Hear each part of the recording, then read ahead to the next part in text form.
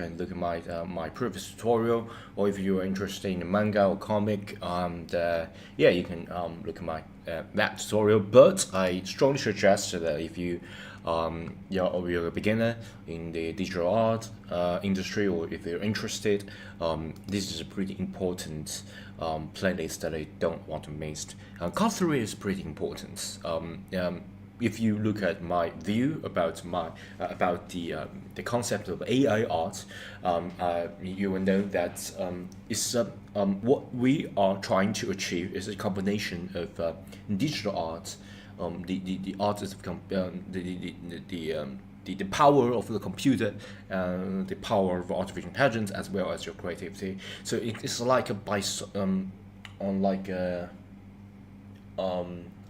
how to say the word, is like interdependent biosis, like interdependent living things, or organism combined together of a machine, the artificial intelligence, and as you as a whole. So in order to harness that power, you need to understand the power of the theory behind it.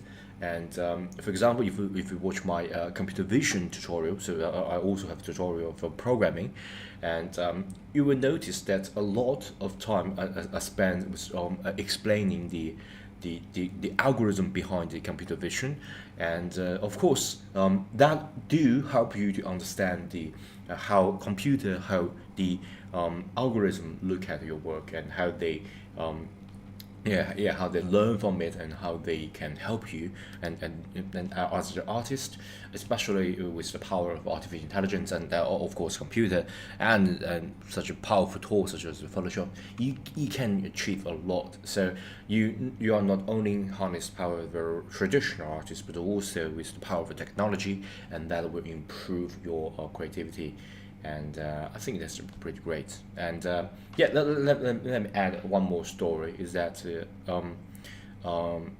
some people say that we need not only the scientists into the space to do experiment, but also they need artists and musicians to go to space, because there haven't been any artist or musician today, as I make this video, went to space before.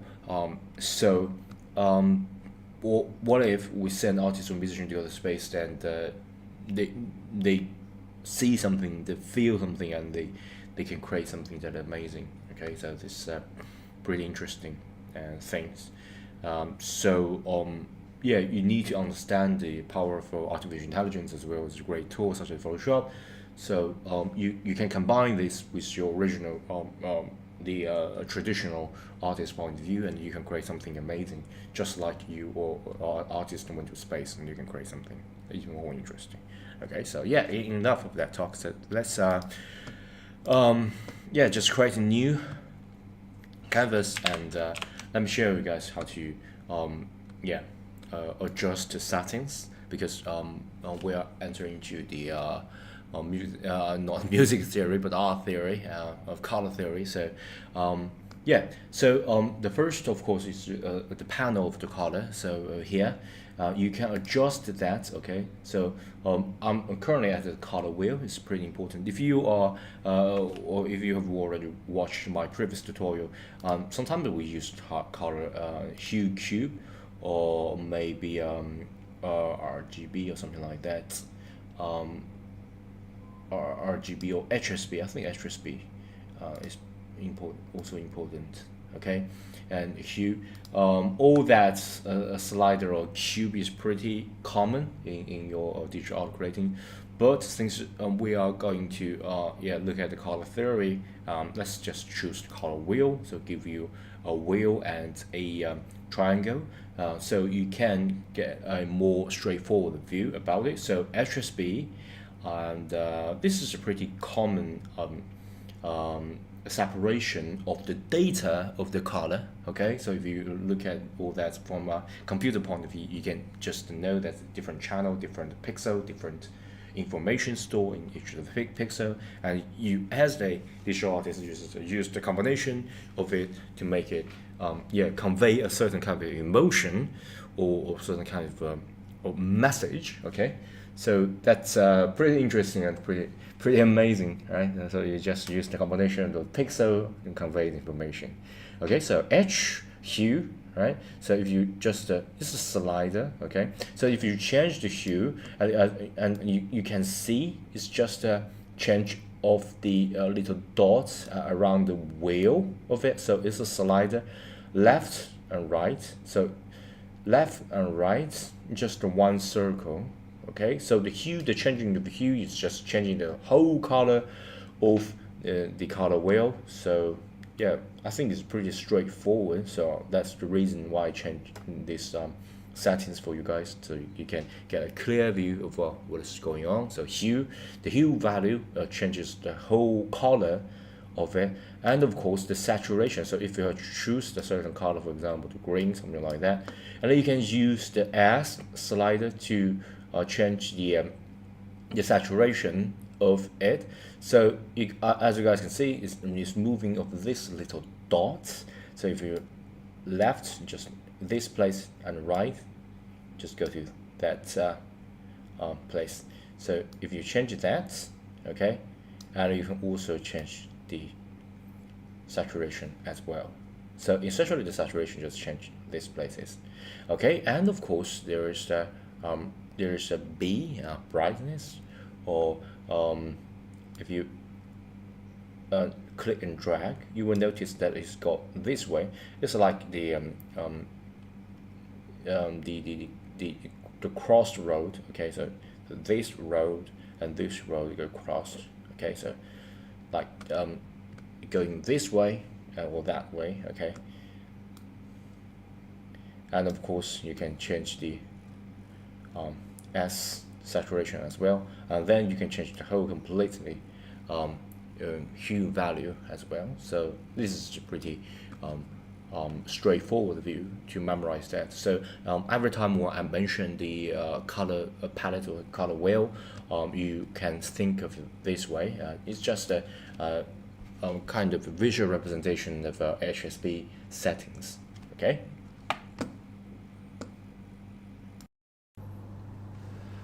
Right. So yeah, you can do whatever you like with the light and the shadow, but if you look at it, we just used I think no more than 3 or 4 kind of color.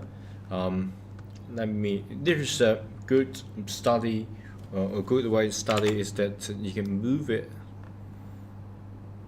I think here, okay, and move it down a little bit,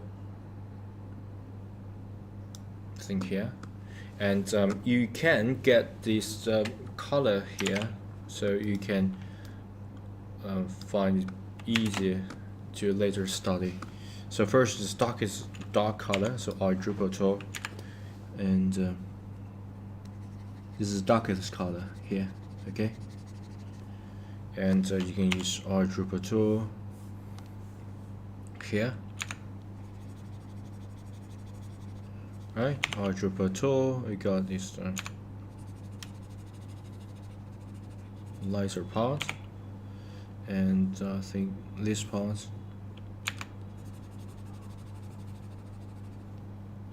and I think this maybe the most highlighted part here, okay, because it's totally so I think maybe I'm use gradient G, give it this color, I think maybe.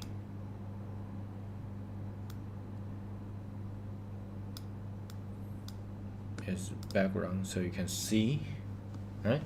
So yeah, and you can add all kinds of detail, but my personal favorite is left a sense of unfinishedness on this and you can zoom it out, like you squint, you get approximately the same dark shadow light composition of it, and this is good practice, and you can use it to yeah, to try it out. Okay. Alright guys, it's William Jiaming. So previously we have learned how to yeah, using just 2 color and to change the combination of it, totally dark and totally bright, and it's just a mixture of it, and study light and shadow. And we studied the girl with pearl earring as the Vermeer's famous art. So yeah, it's pretty good, and but this is definitely not enough. So we need to continue our study. So so we need to add color as well. So if you look at the color wheel here, hue, saturation, and brightness, we previously just used, we kind of desaturize this, don't need to worry about saturation, and we only worry about the brightness and this of this part of the triangle. We don't need to worry about all the saturation. Of course, we don't need to worry about the hue because the position in the color wheel, we don't change it because there's no color here. But this is a colorful image like this. So what we are going to do is to use this color that I used eyedropper, so sample it, okay, and use a brush and to leave it here, okay. So I've already leave all the color here, and you can use it as a reference, and you can sample the color and use the reference. And we're going to draw a colored drawing of the if you go with the pearl earring, and yeah, so it's much more difficult than the previous one, okay. So you can try it out, okay. So my personal favorite method is use the black color and use it as a background, okay. So you can use a pretty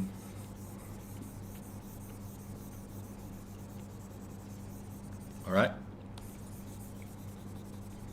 just use it as background, and yeah, need to erase it because I don't want to mess up with the original.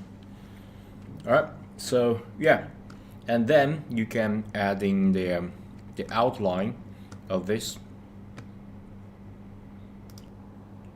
Right, and you can use a brush to get the outline of it, and of course you can change different color. So you can use eyedropper, get a brighter color here. You can add a new layer, right, and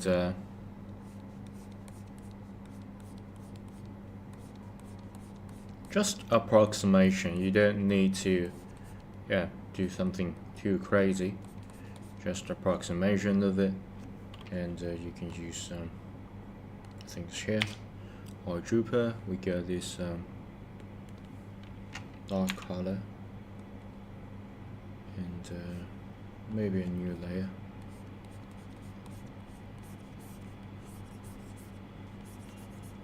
So first you can use any of the color to get the approximate outline of it, and yeah, then the maybe adding a little bit.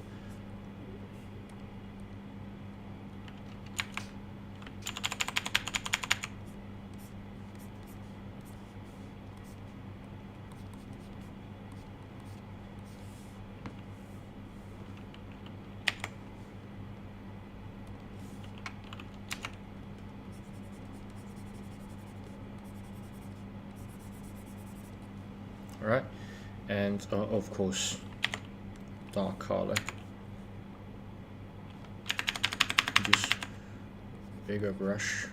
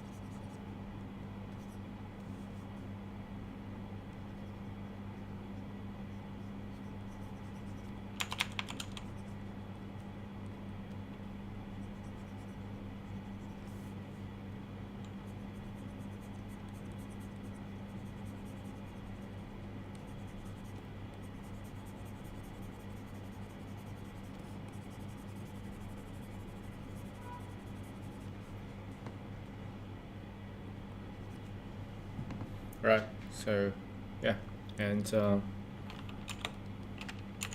course the lip.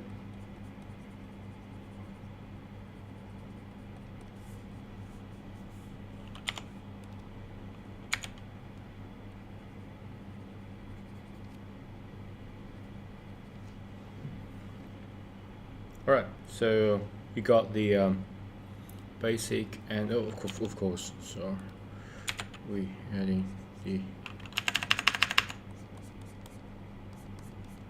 close, of course.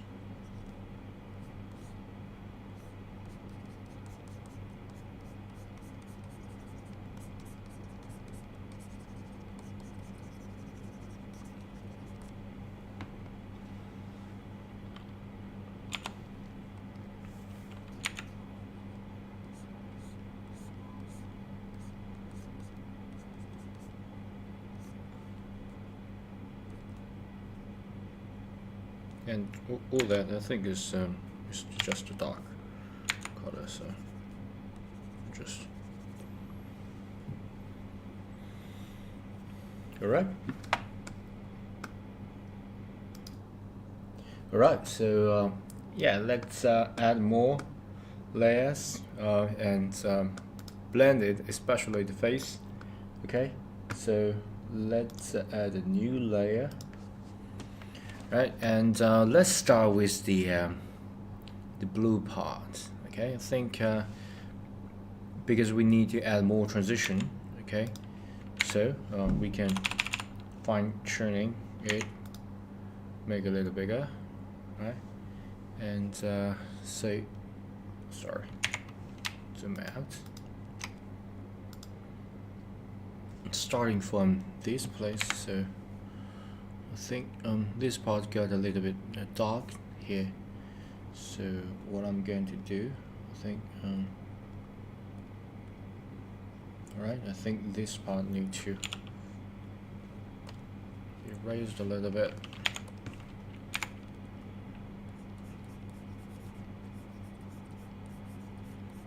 Yeah, this is my personal suggestion. Do not use eraser. Use a different color to cover it over it. Like there are a lot of layer of color, and you can cover over it. And I think this dark color, a little bit dark here.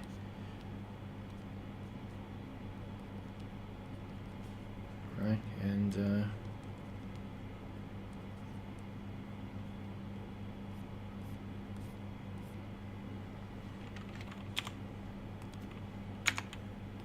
the highlights should be above, right? Because this part should be the highlight, and I think there is a little bit triangle shape here, so like this part.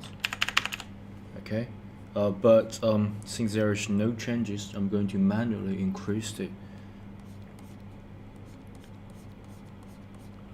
because it should have a highlight over here, like a triangle of highlight. Alright, and then this part should be darker. Alright,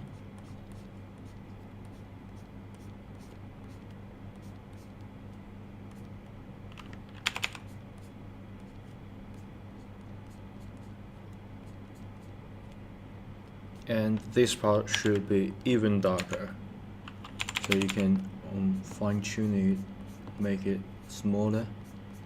Alright, adding a triangle shape down a little bit, and you can adding that back. All this can be done using the eyedropper. Kind of blended it in a little bit.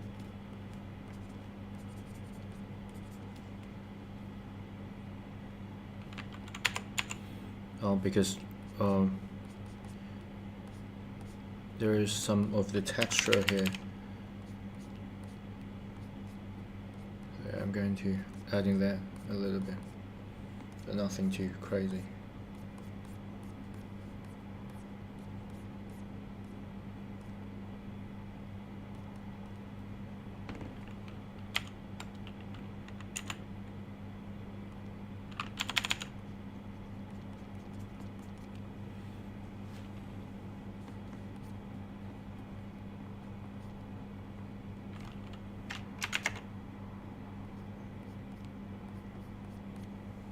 Right, and yeah, and the upper parts we can use our grouper, get a sample here, and because there's clearly the blue part is a little bit up, so we can use it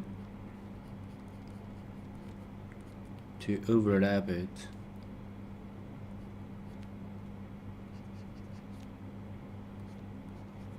This is a highlight parts, and we also got some darker parts,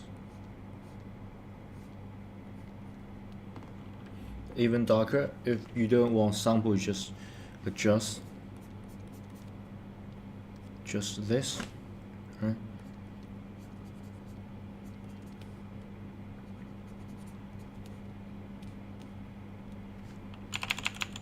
Good fine line over the edges, get a sense of a separation.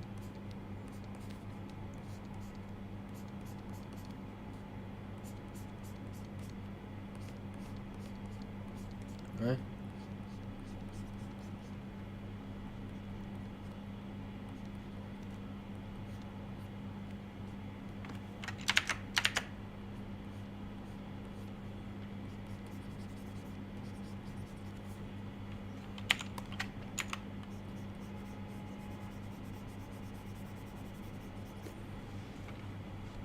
Right?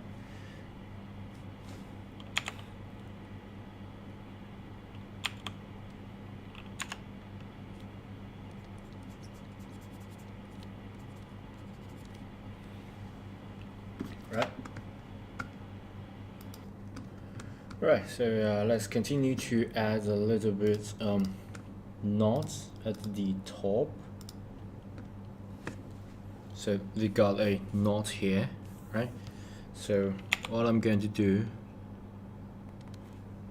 is starting from the darker part and using this as a sample to add a little bit separation.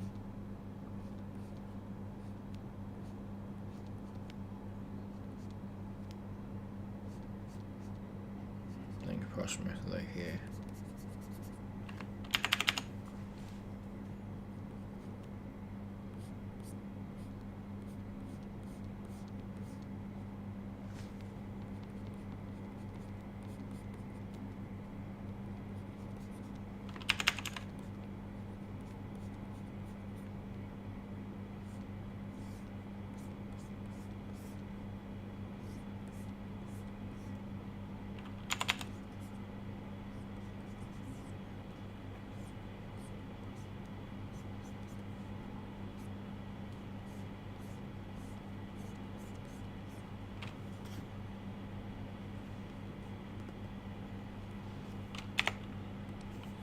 This blue here, I think, is a kind of a mixture of lighter and darker.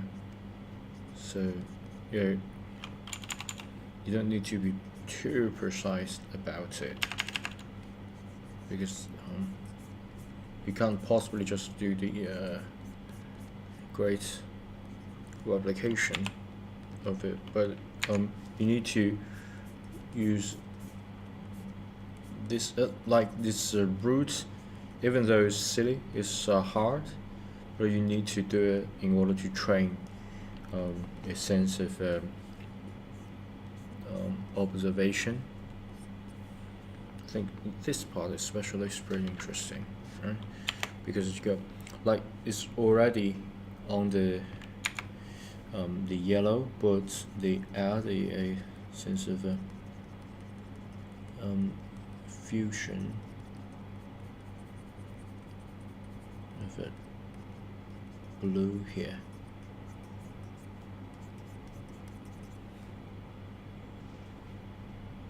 I'm not going to do the exact replication of it, and yeah, and this part clearly should be black, so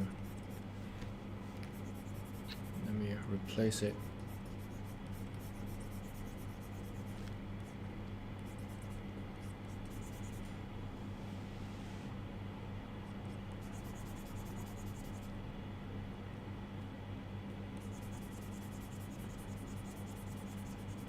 You just get all of it as a base, so I can just drag all this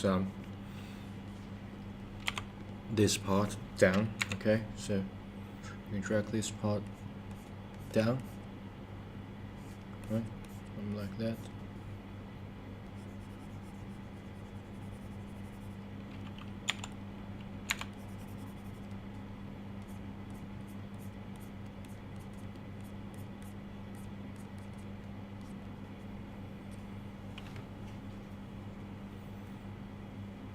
And they're kind of a dirty stroke right here. You can add it, okay, but that's a little bit detail. I think we got a little dirty stroke here. You can add it, and I think here is a knot, right? And this part is also a knot.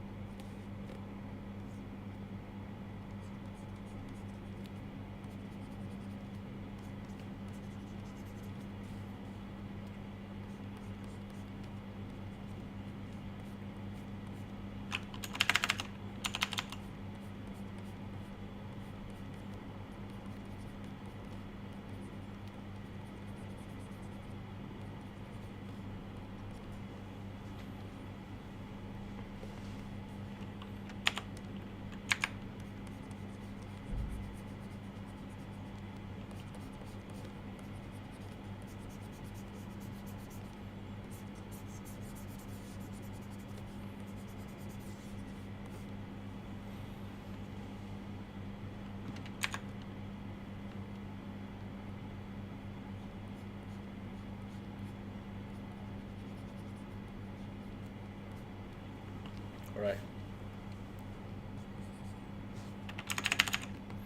I think you can change a little bit of the flow and wetness as well. Give it a roughness feeling here. Okay. Right. Yeah, I'm pretty satisfied with it. So just let's just leave it here. And I think this part needs to add a little bit of roughness as well. So because I try to do it without using any of the other brushes, rather than the brushes on the defaults, so you guys can know there's no kind of a secret weapon.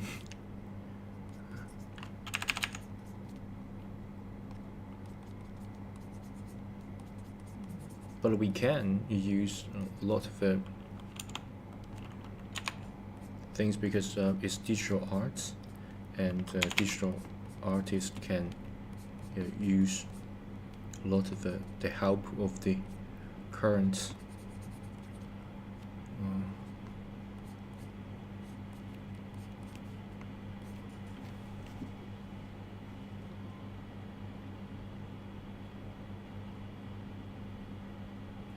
I think this part is a little bit out.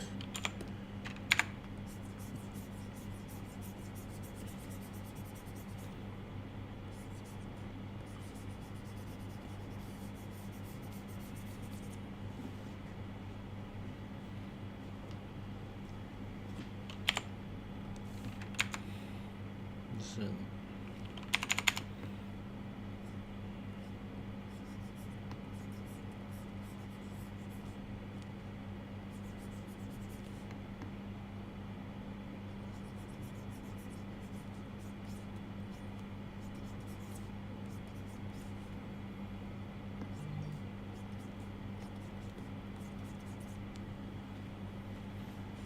Right, I think the wetness need to increase a little bit.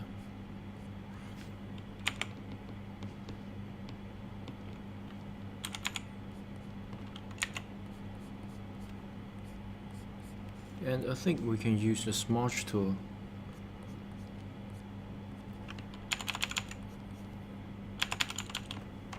It's too much.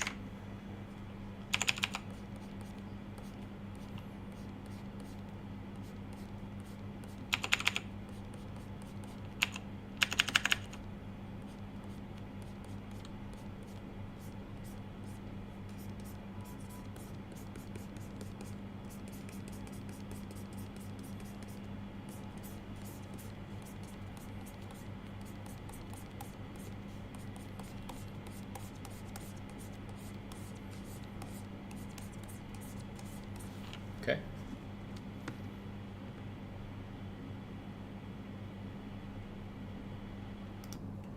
Right, so yeah, the head is almost finished. You don't need to worry too much about the detail, because if you will worry about the detail, it's never finished. Okay, so yeah, for example, if you think this black is too much, you can just sample it and adding a little bit. But that is not the point. The point is that after you have done your study and after you have practiced all that, you can do it again, and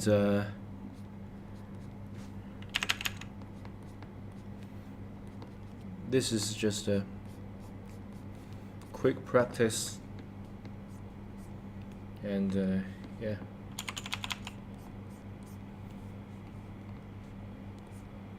This has got a highlight here. You can add a little bit.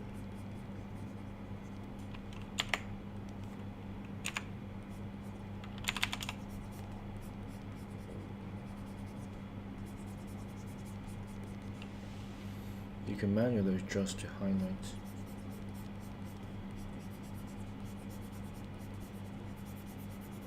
Okay, so yeah, you don't need to focus too much on that. And let's do the clothes, and finally let's do the face. Okay, so clothes parts. Let's start with the neck part, because that is pretty crude. So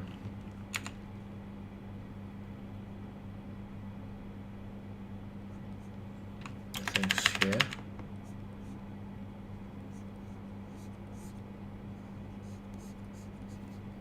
And the rest is the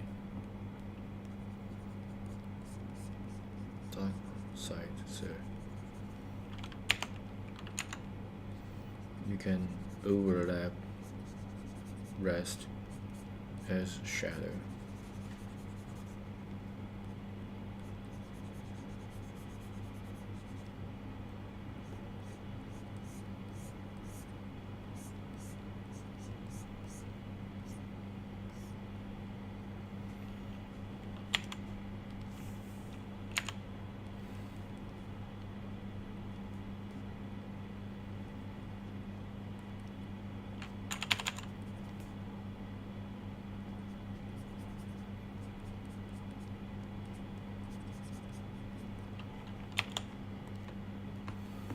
And if you don't want to sample all that, you can just get one of it and adjust the brightness.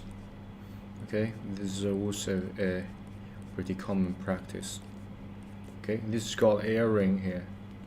We will add that in the end, so don't you worry about it.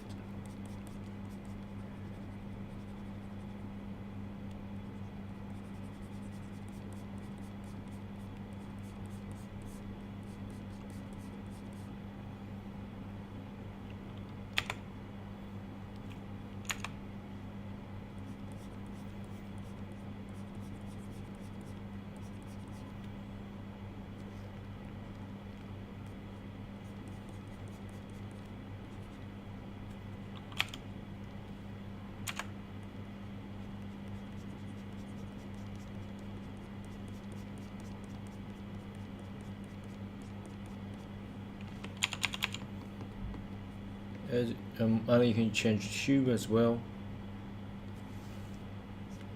I think we got a slight blue here.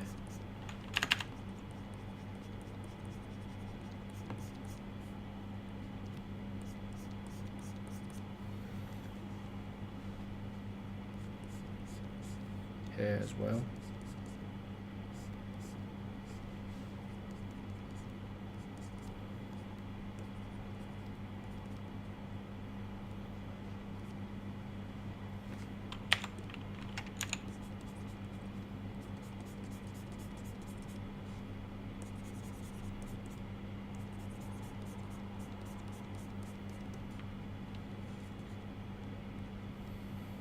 This part is should be down, but this got a slightly uplifting color, so you can add a little bit here, but not too drastic.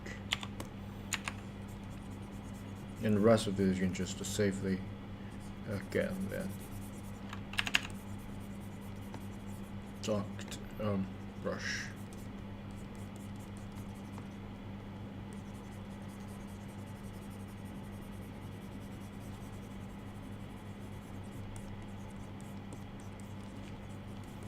Right, and this shadowy part is a little tricky. Okay, my personal favorite is using airbrush or something like that. But since we are just using this, we're going to change the flow a little bit.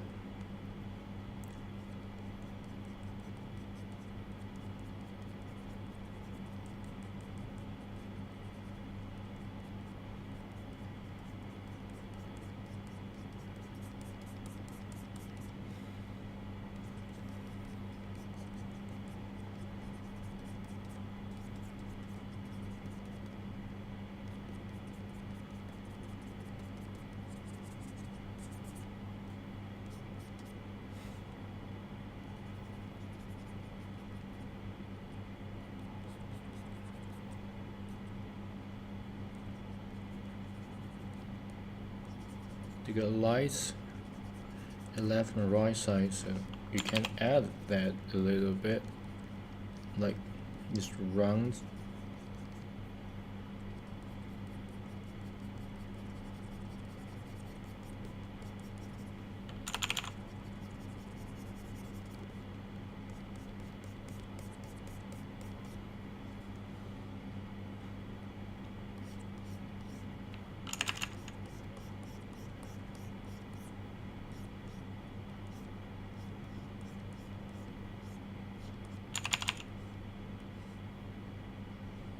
I think we got a fun line here,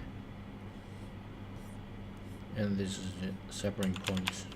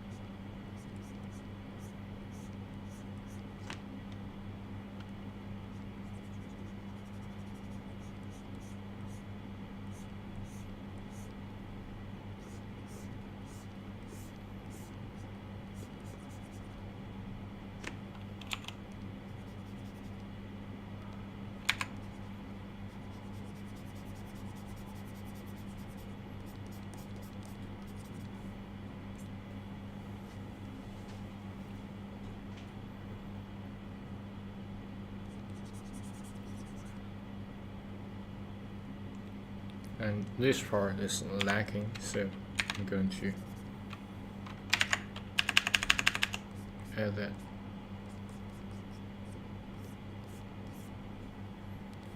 You can add the flow a little bit.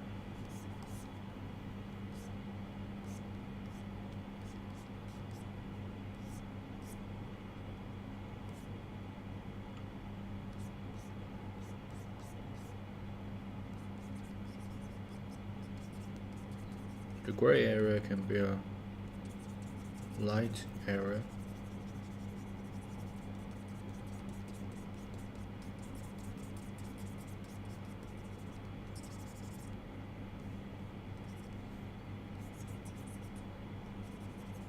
And edges can also use this to cover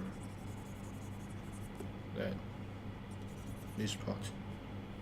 Also add a little bit.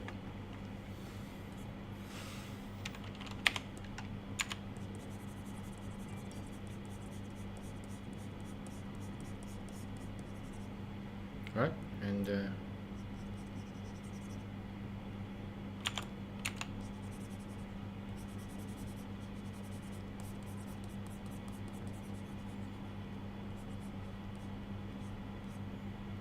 yeah, pretty good. Right, guys, so it's William Jame. We have finished the head as well as the body part. So final part, let's add the face and the earring, of course. So first, let's dealing with the brightest part, which is here. Okay. So what I'm going to do is to using the highlight here and get highlight all over the forehead.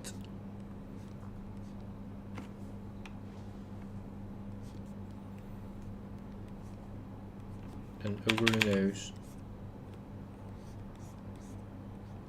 here, and I think cutting here is the shadowy part.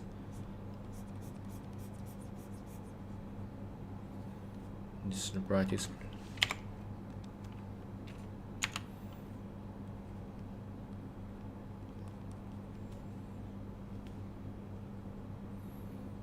And of course this part is a little bit shadowy, so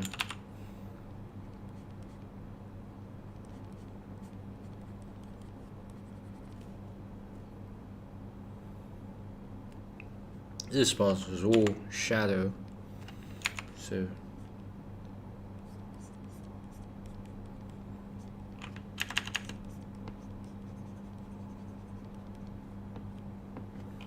this is the darkest part.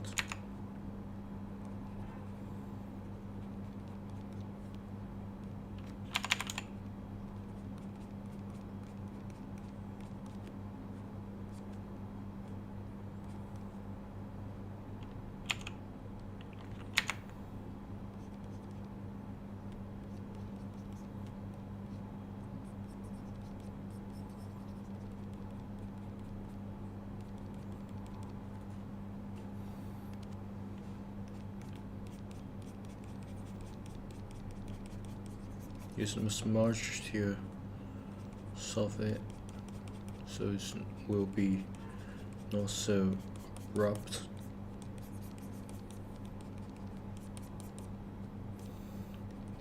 So every time when you want to make something more not so abrupt, you use smudge.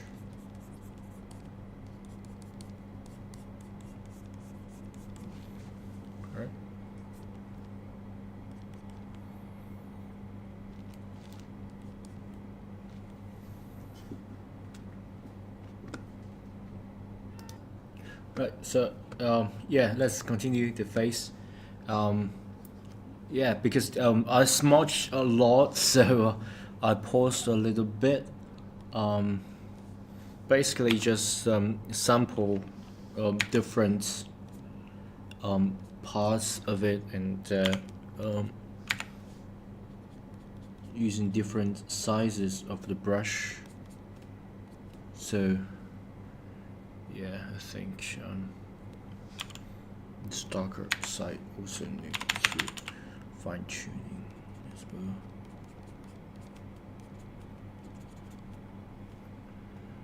Yeah, maybe add a little bit.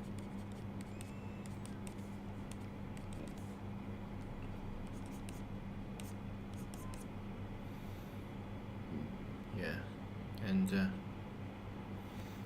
this extrude a little bit, so let me get rid of the extrusion. Yeah, I think pretty good. And you can smudge it a little bit so it won't look too harsh.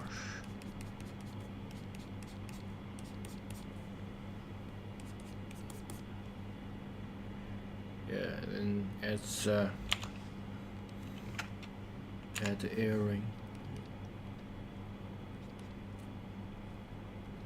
This reflection here.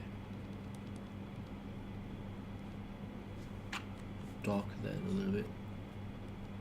Right, so dark that.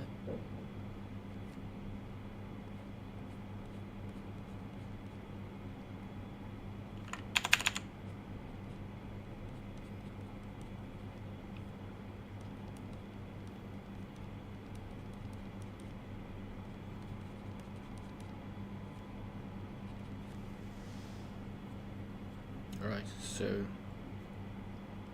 and yeah, this part is really to, yeah,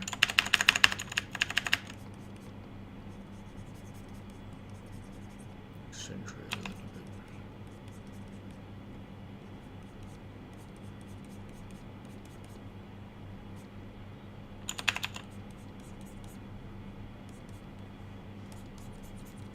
Yeah, and this part definitely not this color.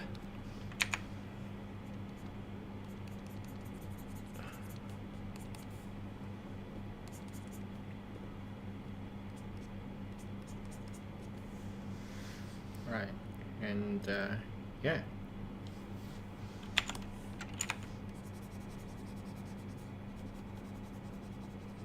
Let me find tuning the edges a little bit.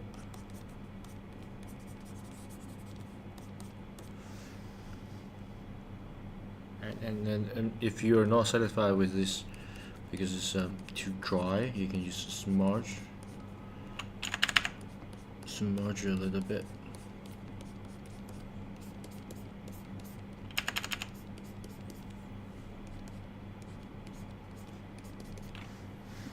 Okay.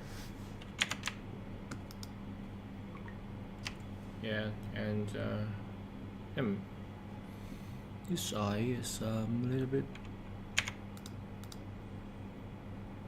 I think I need to add that color.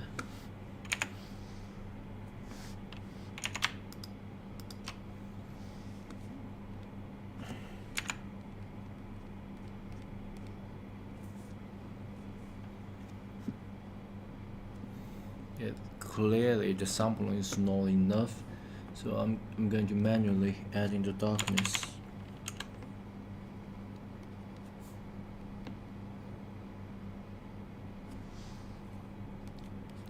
Adding the flow as well.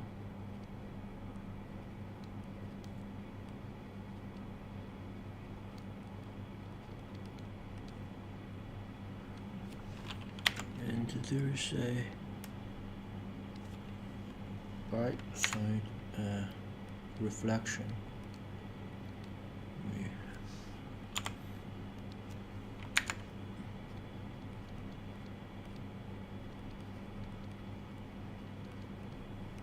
Yeah, I like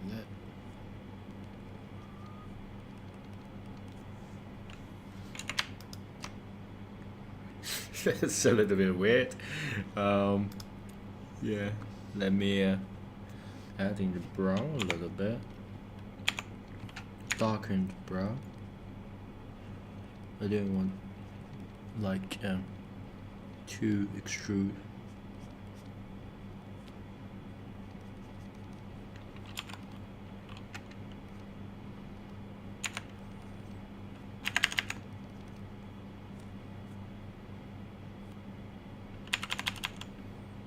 Let me add a fine line here.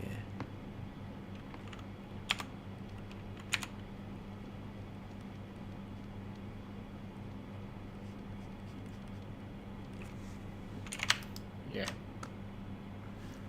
Alright, let's just leave it here. And the underline and add a little bit. Yeah. Maybe there should be shadowy parts. Okay, let's just leave it here, and I think we got a little bit teeth here. Let me add that as well.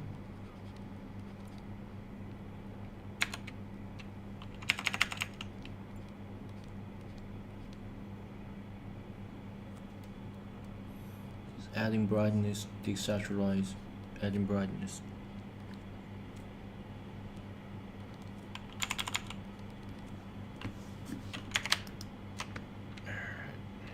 Yeah, maybe not add that.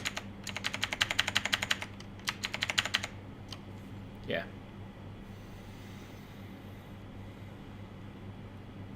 Maybe change the shape a little bit. I think the yeah, so this just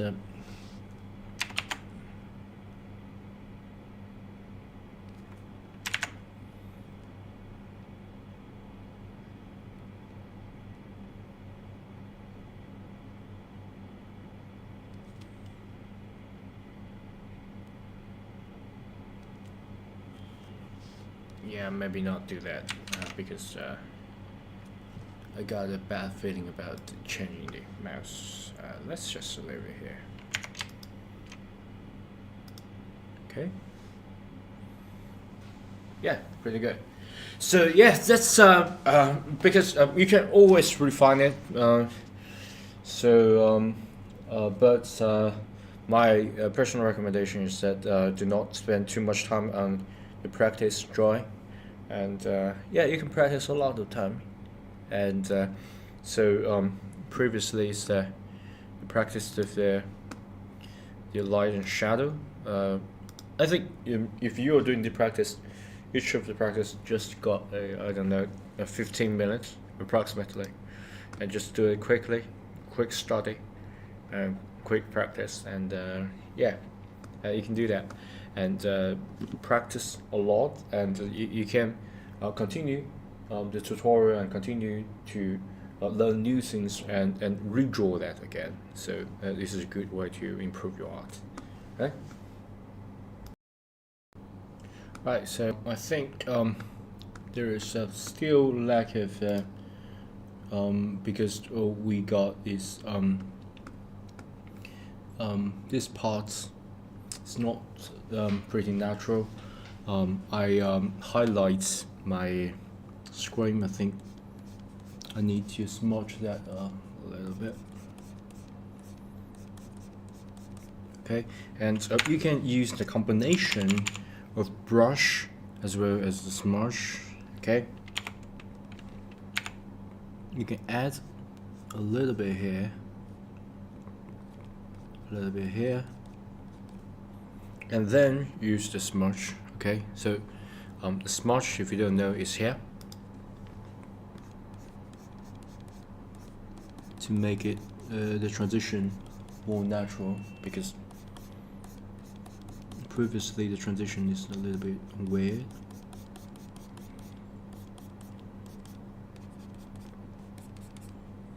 Oh, that's too much. Sorry.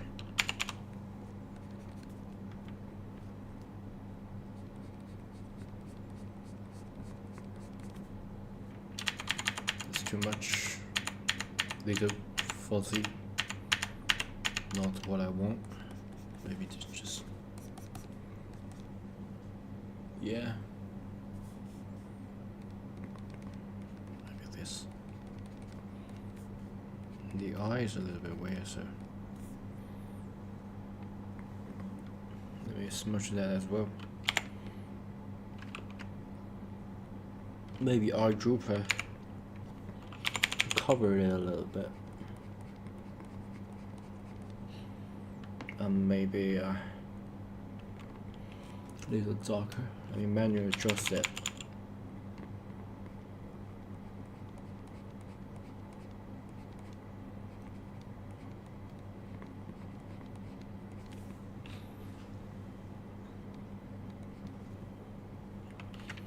and you smudge.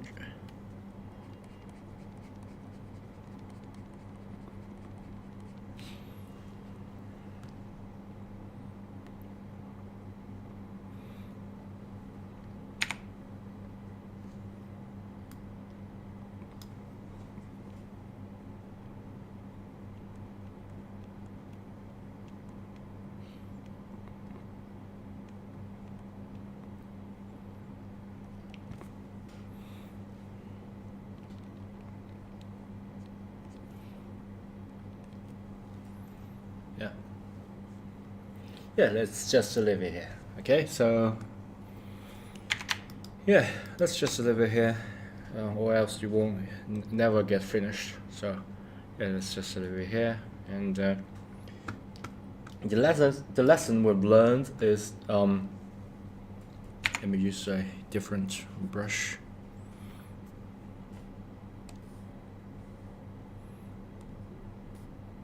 Just use the lesson we have learned is that we can use highlight. Let me use a different color. We use highlight, the midterm, right, and the dark color here, all the way here. This is a tiny drape, and this part kind of a lingering dark color, using the dark color to make the drape more realistic, as well as use smudge tool to get the face, and of course the highlight part is here all the way to nose, right? And the outline should also be highlighted, this part highlighted, right? And all the rest of it here is highlighted, not necessarily using the white is highlighted, but also use the brighter color. So you change the brightness, it's also highlighted here, highlighted, and all this extrude part is highlighted. Blend a little bit blue, and yeah, that's basically how we draw this. And of course the airing, it's just the main reflection and the surrounding reflection. Yeah, so pretty cool. I think this is a good practice. Right guys, it's William Jamming. So you must have been wondering how to change from this to the finish painting, because we use the smudge tool, and I used this video specifically to record the smudge process, because it is kind of a time consuming, and if you're interested you can look at it. If you're not interested you can just skip it. Okay, now I've already done this in the previous video, or the whole process, but to skip the smudge. So if you don't want to look as much, you can just skip this video completely. But if you're interested, you can look at it. Smudging essentially is that using a like the smear, you can mix the color and to make the transition a little bit natural. Okay, so if you look at it here, you just put a different color here, and you can smudge it all together. It kind of just give you the base with all the color, and mix them together. Okay, so you can get a more authentic, a realistic feeling. And of course you need to combine the layer and water smudge together. And of course the face, this is clearly pretty rough, so what I'm going to do is to do the smudge, the lips, the nose.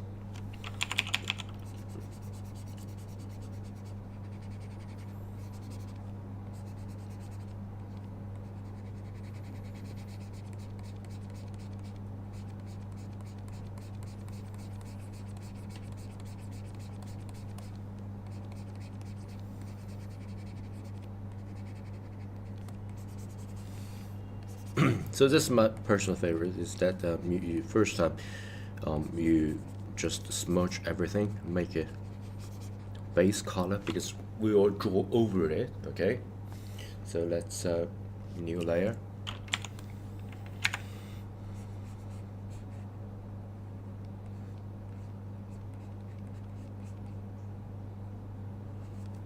This is correction of the outline.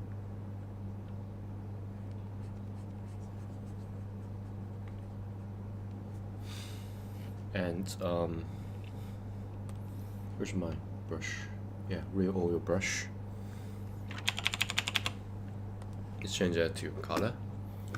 And my personal favorite is to draw the shadow first and then the highlight. Okay, so what I'm going to do is to do this part of shadowy area here.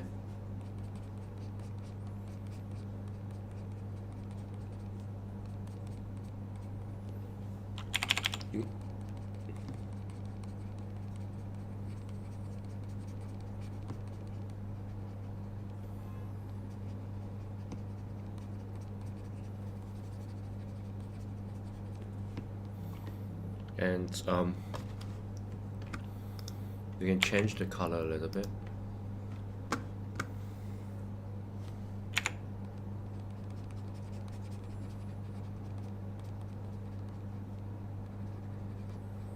Especially here. And use the smudge tool.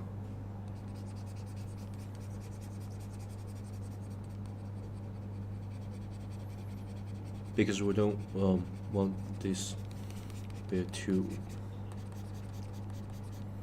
rough.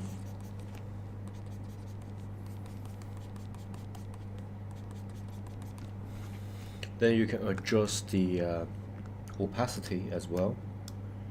Give a vague, hazy feeling. Right? And of course, you can use the same methods to adding the highlights as well. So you can use the brush.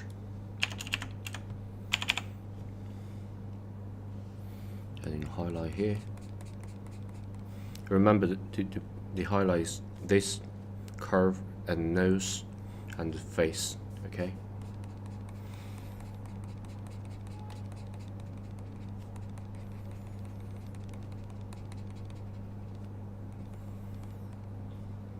Nose, we got a highlight here. All the way down is a pretty fine line, so I'm going to make it smaller. Face, obviously. Chin.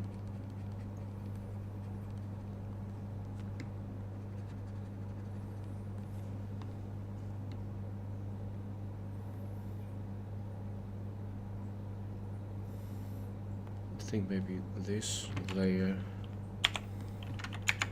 need a little bit of adjustment.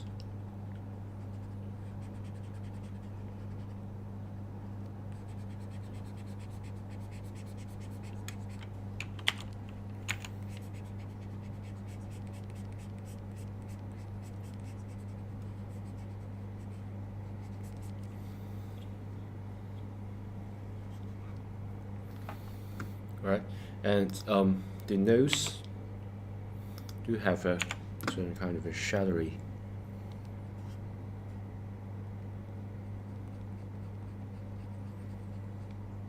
it's like the shadow is here and go here and up a little bit, so they kind of have a curve.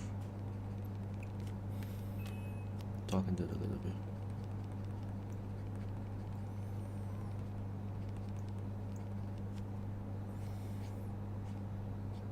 You got a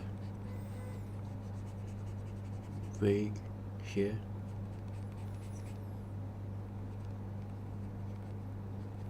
The highlights here, and we got it.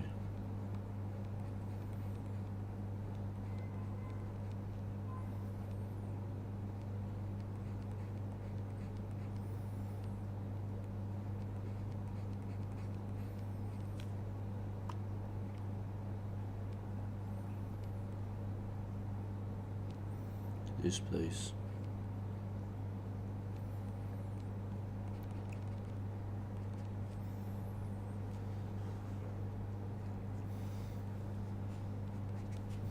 Then smudge it.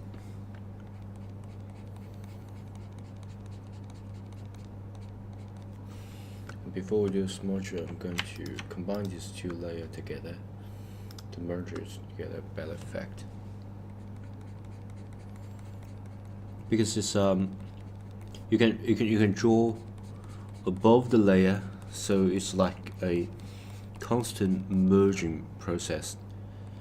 A constant merging all this above to get a haze feeling. That's my personal opinion. Okay, get a haze feeling every time you you draw a certain layer, you merge it and smudge it. It's like dream slowly coming true. Okay,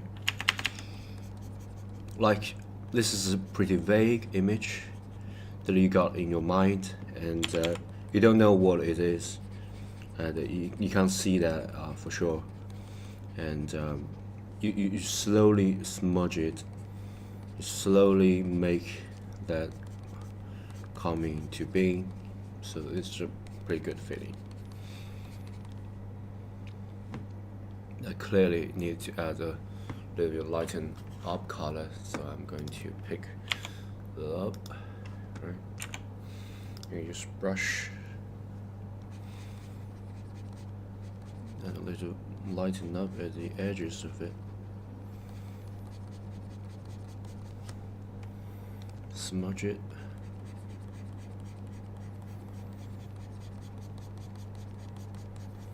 To lighten up.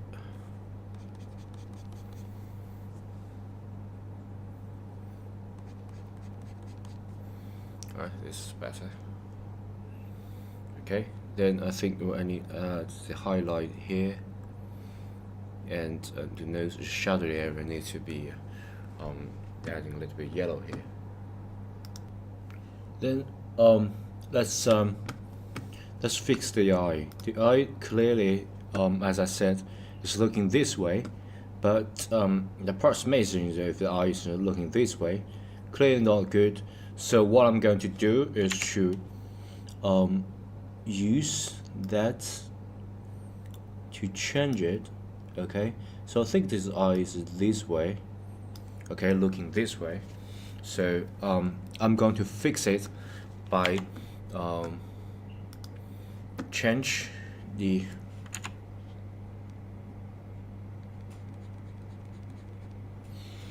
position of the eye. Okay, I think this kind of eyelid, and this part should be the pupil here. Okay, should be pupil here, and remember we got a hair part. This can be a shadowy part. This can be a shadowy part. This can be a lighter part. So I'm going to use the eyedropper, got a lighter color.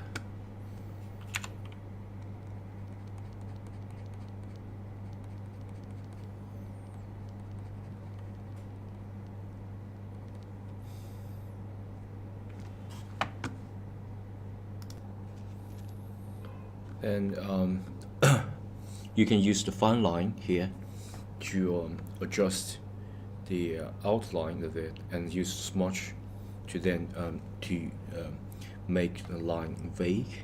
Okay.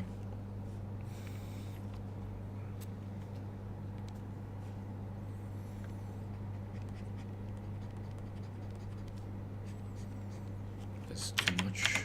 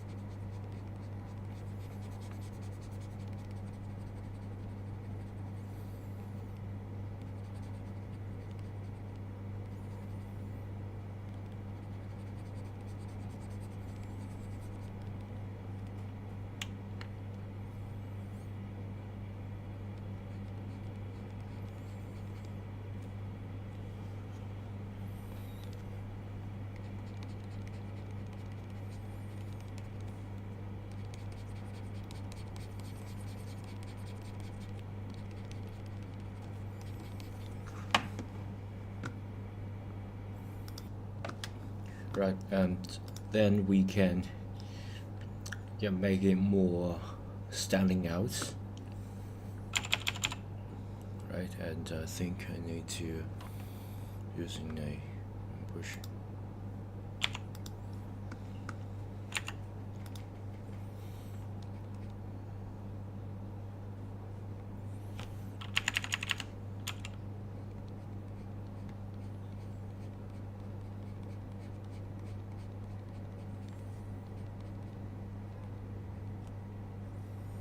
This definitely should be a brow part as well as this part. Okay. Blue will this will be need to be smudged later on.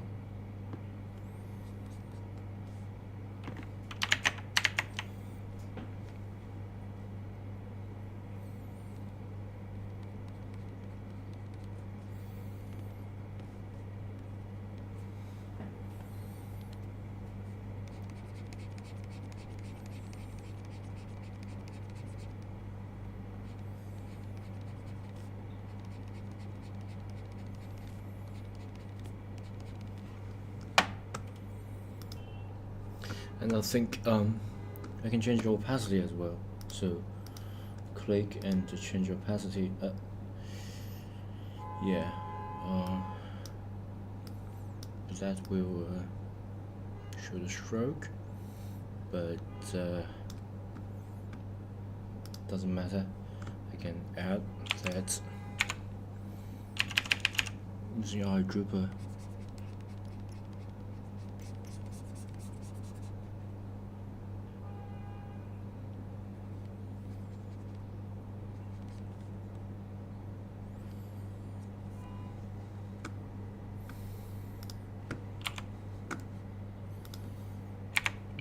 A little bit here.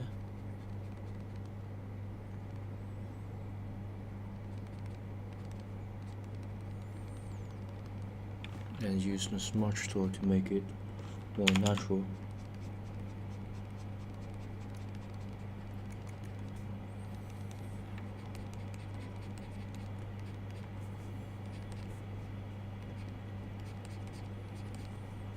You can hear my computer's fan is already. Yeah, fanning like crazy. I think it's needs smudging as well, maybe a little. I think it's this layer. And then I'm going to change the flow.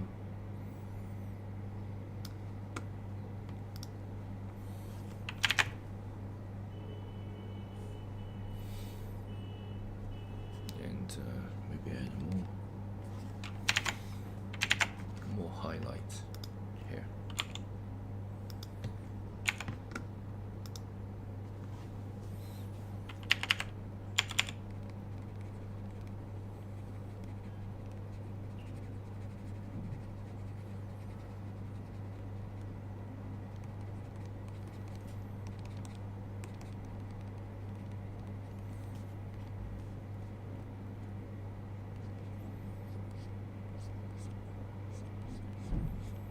Get a nose part here, got a little bit of highlight here. The rest of these places highlights as well.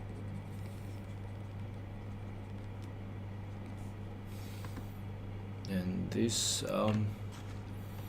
face part got a little bit highlight, but not too much.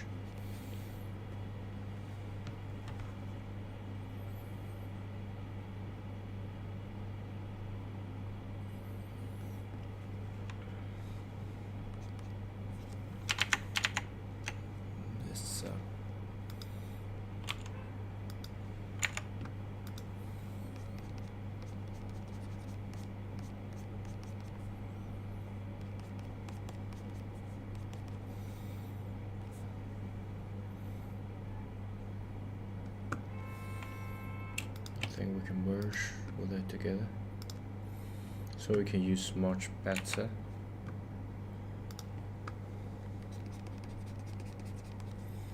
So that's the reason why I edited this out in the previous tutorial, because it's pretty time consuming. The logic behind it is pretty simple. Just draw it, smudge it, draw it, smudge it to make it more natural, draw it, smudge it. That's too much. Right. Draw it, smudge it.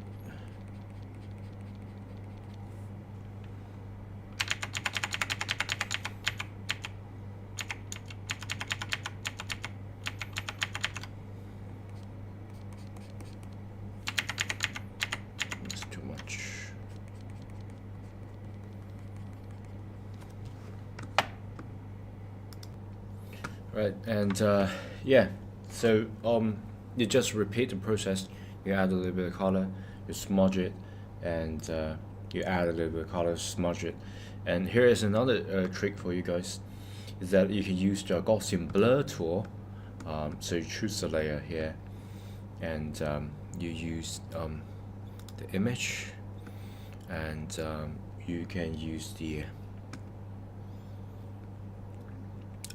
filter and blur and Gaussian blur. This can do the trick of smudging, okay? So it can make the make the stroke more smooth, right? And yeah, you can do that as well. Okay. So yeah, looks pretty good.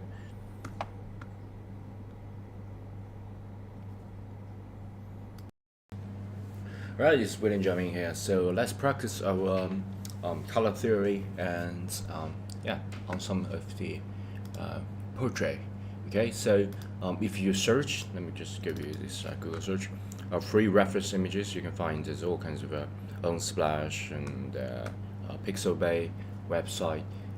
That you can get that search all kinds of portrait, and just choose the one that you think that have a contrast as well as I think preferable color range.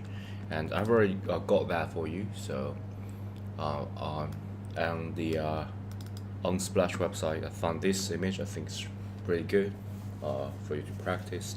So I'm going to use it, and you can use whatever image that you like. Okay, so I'm going to just copy it and paste it. Just paste it here, right? So pretty simple.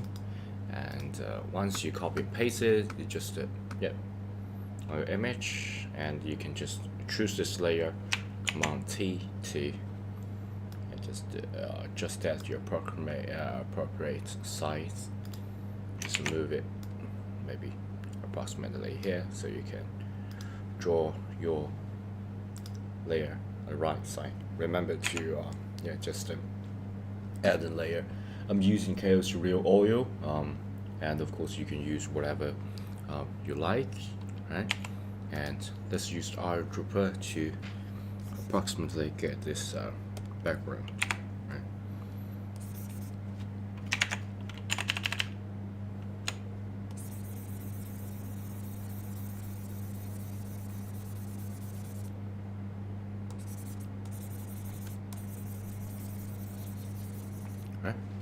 So yeah, and once you got that, you can adding a bit of the outline of your image, right? And so yeah, and before we do the actual drawing, let me just add another layer to look at some of the light and in contrast here. So obviously the darkest part is the background, and let me use different color. and we got this light coming this way, right? So all the area here,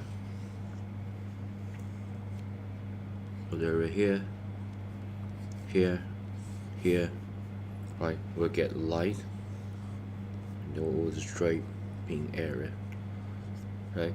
And the faces part, and of course this mouse part is pretty red, and then the darkest part coming this way, okay? All this dark part, let me use different color. All this part is dark, shadowy part, okay? Shadowy part, all this right here, and obviously this part. So yeah, and once we finish these dark backgrounds, we can continue to get the second darkest part, which is I think the shadowy part, okay? So what I'm going to do is to so if this dark is dark, okay, so I'm going to just increase that a little bit, but not increase this saturation part. As you guys can see, this here, even though I choose to say the blue color, right, this is a dark and then without the saturation change. If I move it up a little bit, it's just this brightness change rather than the saturation change, okay? So I'm not going to the saturation change, but rather just get this up a little bit, so it will give this feeling, right? But I think that's too much, so what I'm going to do is just give it down a touch, something like that, right? So I'm going to the second darkest part. So yeah, what I'm going to do is to just use that little brighter color to add a little bit of shadowy contrast. If I like this shadow to be more dark, we just move that brightness down.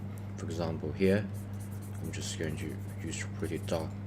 If I'm going to decrease that, I'm going to move it up a touch. So for example, it's right here. I think, for example, if you want to get these parts, first I'm going to get this I think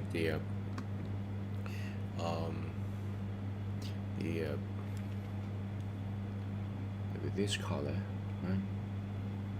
And I'm going to because still at this colors range, if I move that will be a much brighter and saturated color, but I'm going to desaturate it and decrease a little bit brightness, make something like this.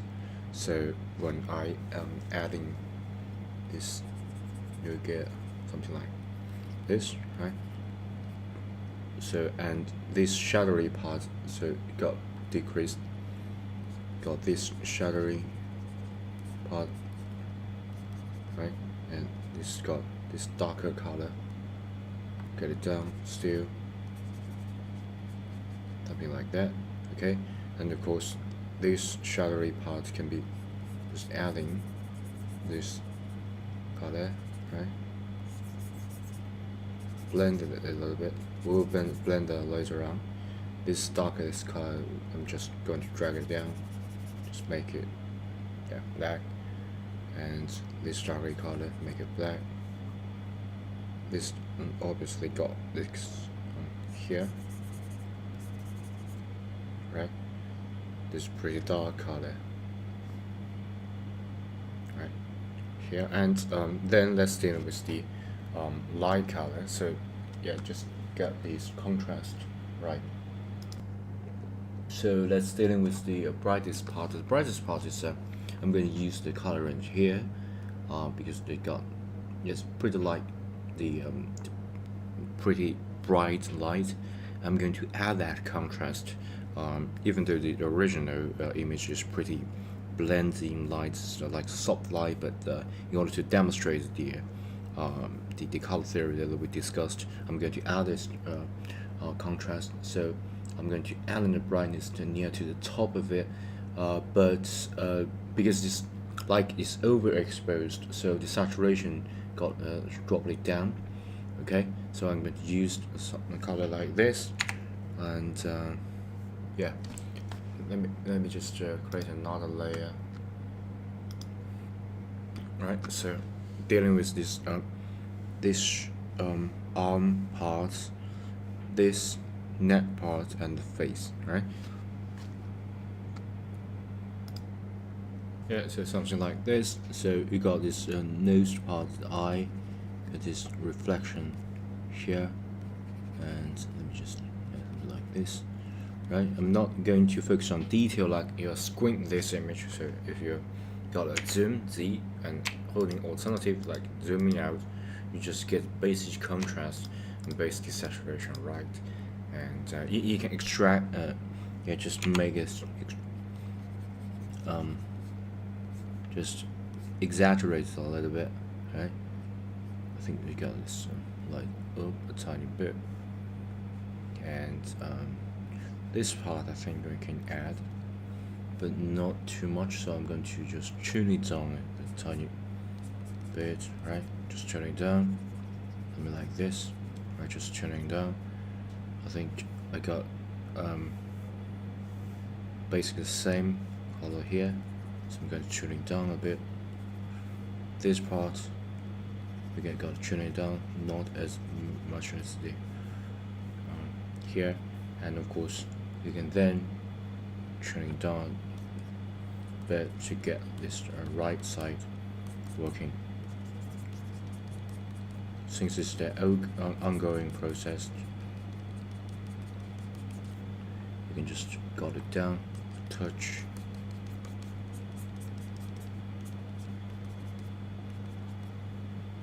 I think this is the darkest part, so I'm going to add that. Touch.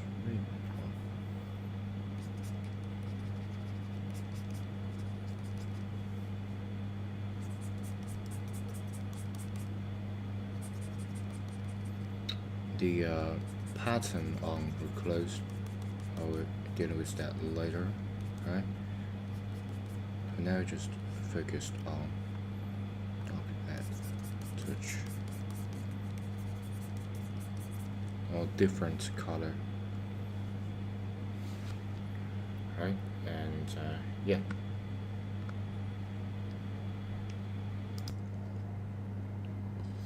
And of course, obviously, this is not interesting. So in order to make things a little bit interesting, I'm going to add a little bit drastic color. So for example, I'm going to use, say, I think the lips of this girl is a little reddish, and it got a huge saturation. So I'm going to exaggerate that a little bit, and this hair is the kind of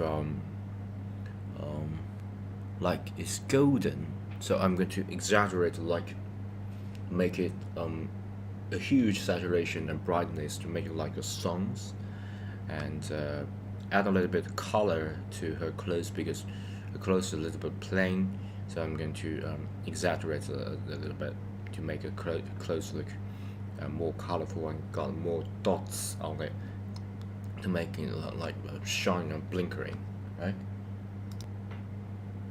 So yeah, just like that, I add a little bit drastic red color on that, and here's how I do it. So if it's pretty dark color, right, like this, I'm going to use it. I'll say this is saturation, but since it's dark, so I'm going to decrease this brightness, something like this. So get this showery part done, right, like this.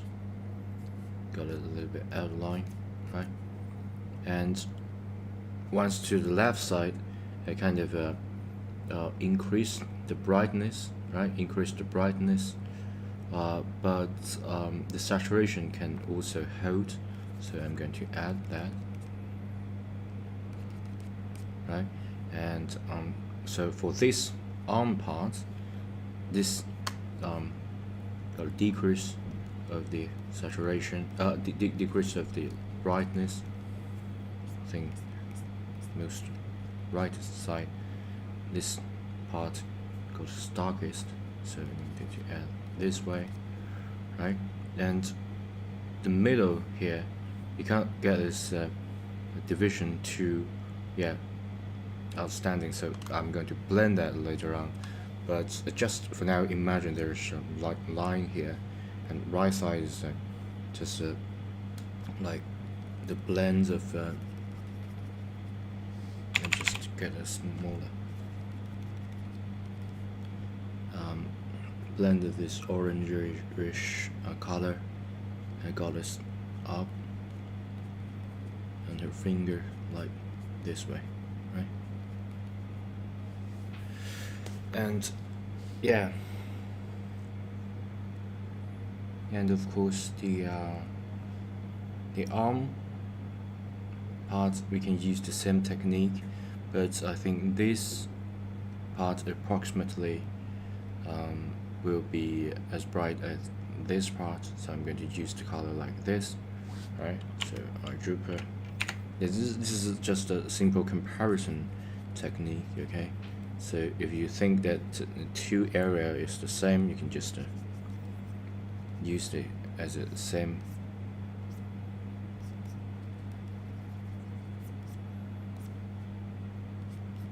We'll blend that later on, so don't worry about it.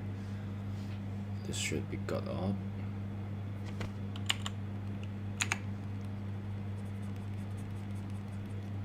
But this got a pattern here, and this part got its light. So I'm going to exaggerate a touch and make it brush a little. Yeah, this yellowish part, so it got tops of brightness, and maybe add a little bit of saturation so it's more outstanding. I'm totally exaggerating the brightness here, but I think it will look pretty good in the end. So I'm going to do that. So the blending part, so I'm going to increase the saturation and decrease the brightness at the same time, so it blends a little bit better. Okay, so you got this library part.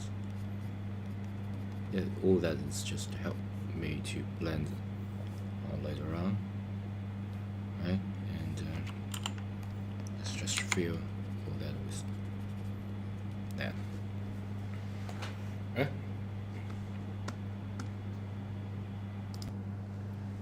Right, so that looks pretty good, and yeah, at this stage you can squint that a little bit, so you can press Z, and holding alternative you can just minimize it, right? You can get a pretty stylized image, and I think the lip part needs to stand out a touch, so let me add that, right?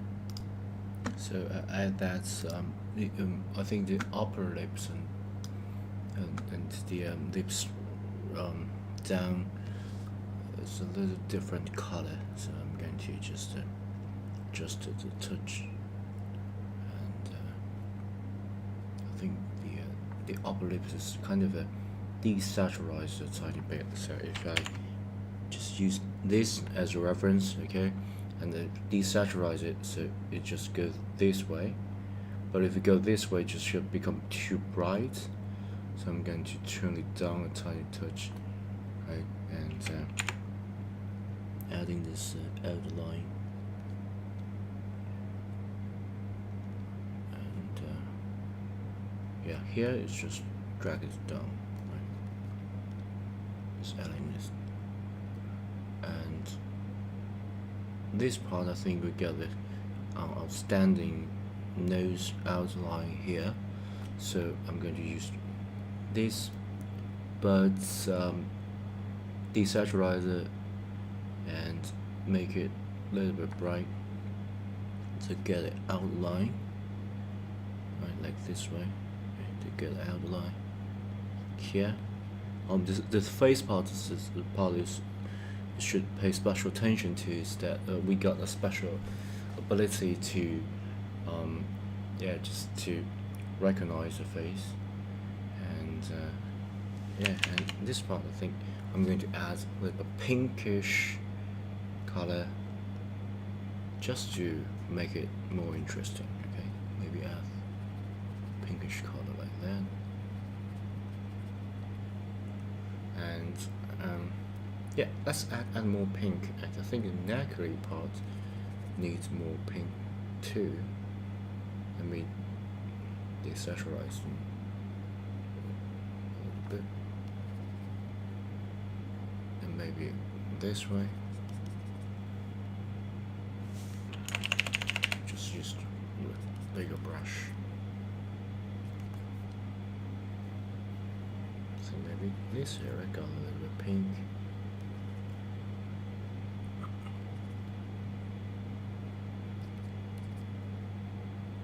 And this part is a little bit bright, so I'm going to use brightness here a little bit greenish, so I'm going to increase saturation but decrease the brightness, right? Make it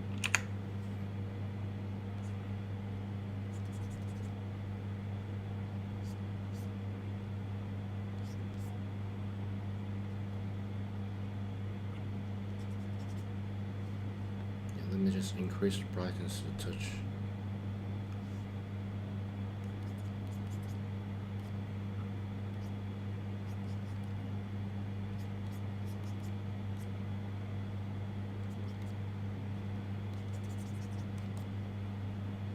I think we also got some of the white color here, so I'm going to add this in the chest area. These parts can also add a little bit brightness.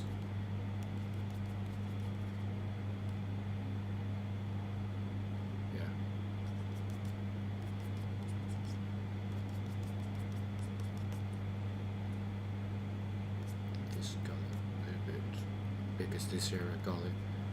I'm going to exaggerate a touch. This area.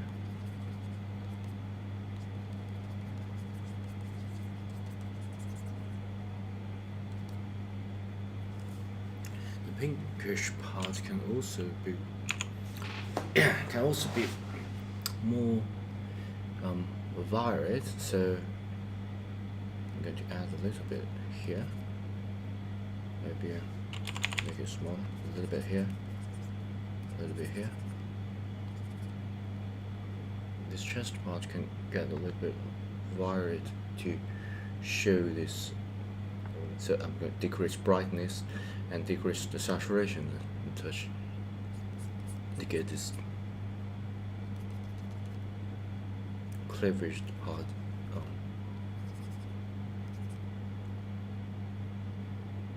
Yeah, this looks good because we got a shadow here and all the way up, so I'm going to add that a touch.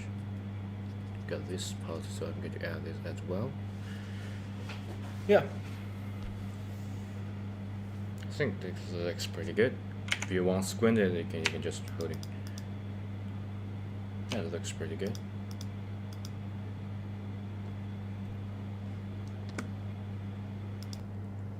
Well, then I think I'm going to blend a little bit, so I'm going to use this blend, a smudge tool, to quickly smudge the transition part. So I'm going to just blend it a little bit, and let me just combine all this previous layer together and blend it, right? Right, so I merge all the previous layer and use the smudge tool right here, and just get the transition parts a little bit, more natural. So I'm just going to smudge it especially the transition. As long as dealing with transition, everything looks pretty cool. And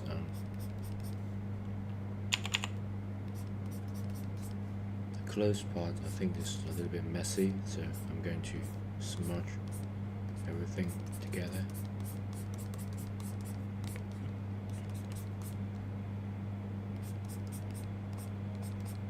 Lighter part and shadowy part.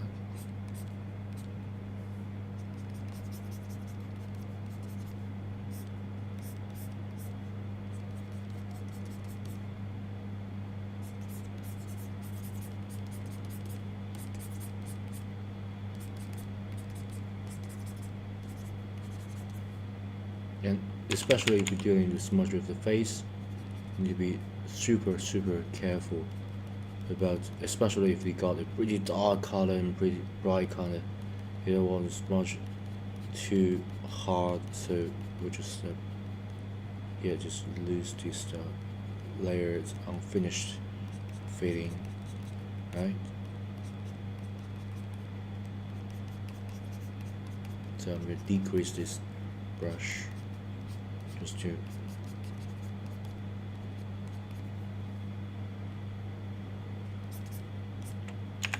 for this big part. I think I'm just going to make the brush bigger.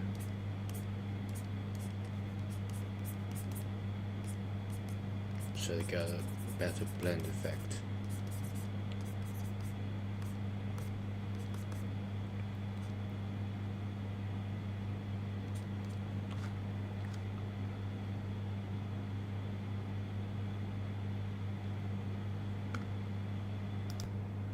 Yeah, I think the effect is pretty good, and I'm going to add more of the tiny blue, greenish line, like those butterfly patterns on that.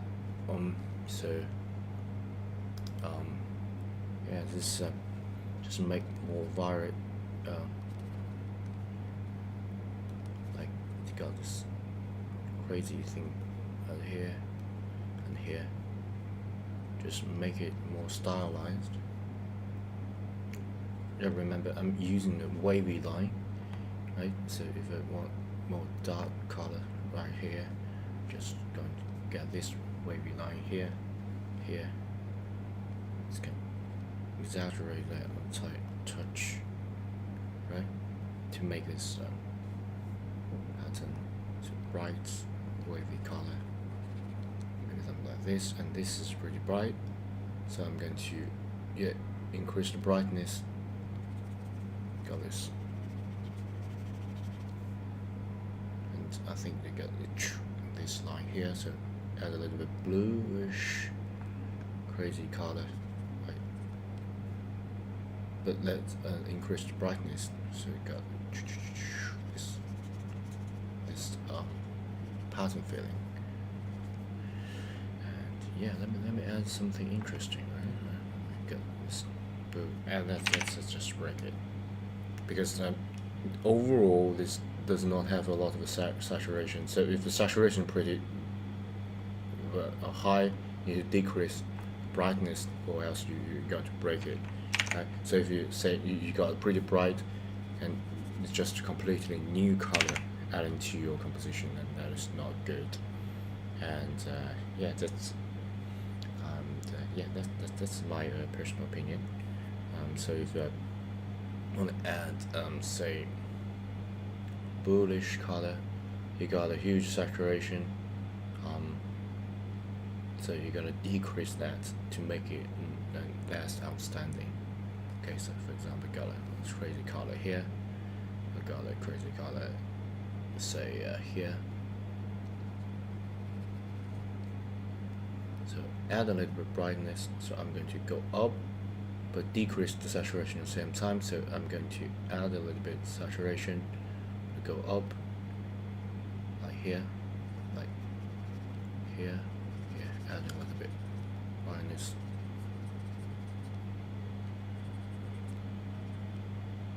I think maybe here.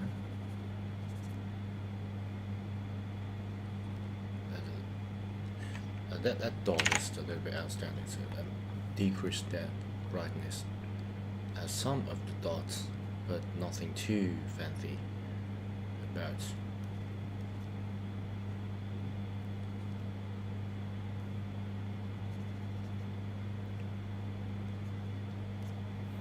Right, yeah, and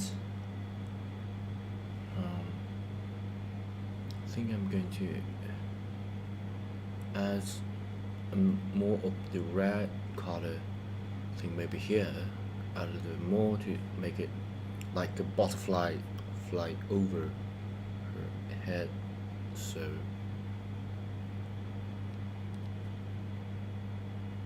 maybe something crazy like psh, and maybe even crazy, just make more brightness without changing it like this.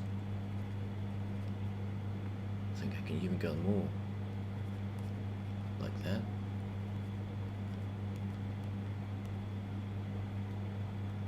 Get a crazy reflection. It's got here, here, adding something like that.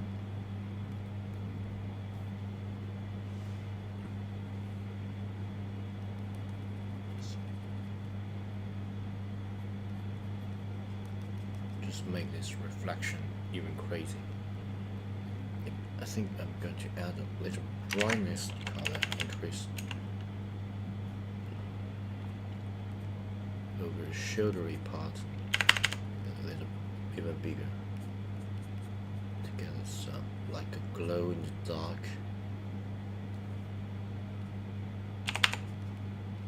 I think I'm going to smudge it a bit.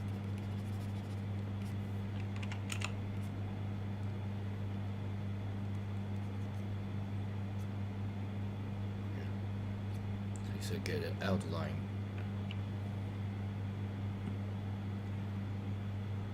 Yeah, and I think I can even get it, yellowish glow. So I'm going to increase that to here, right? Like even increase that here, and like pretty bright thing maybe here.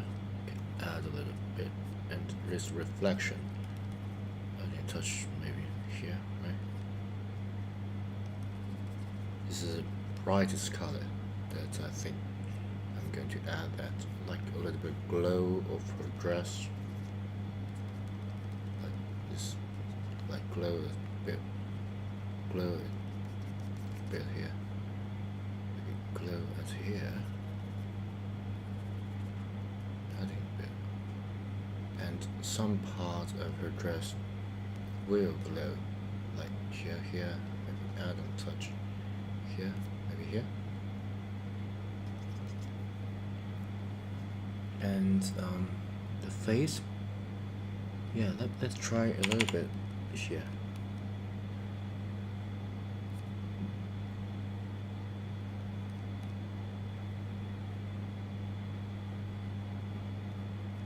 I know it's a little bit crazy, but I'm going to add that touch to see how it works. Maybe just decrease the saturation because that's just too much.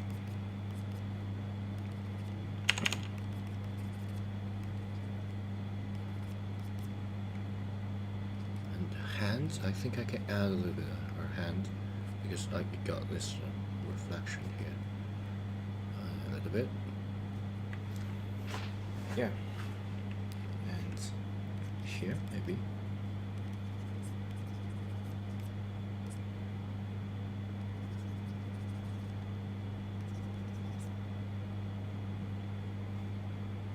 I think this part is a little bit dark, so I'm going to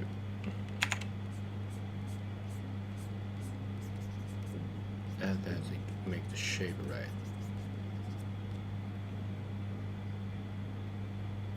Yeah, let me squint it a little bit.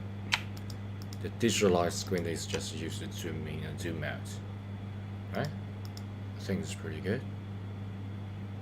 And yeah, I'm pretty satisfied with it. Yeah, and let me use that to get this big kind of deform it, so I'm going to add that. Make your shoulder looks right, and maybe that's not too much.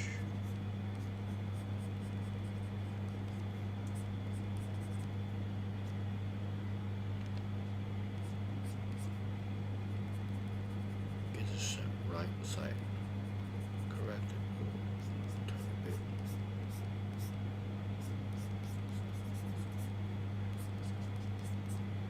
Alright, pretty good.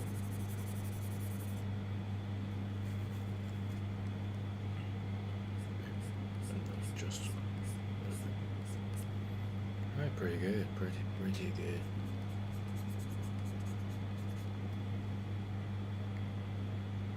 Not pretty good, and of course you can smudge that a little bit, right? It smudges. Not smudge it, because that will be too much, and I don't want that. Yeah, maybe just leave it here, because I like this feeling of unfinished.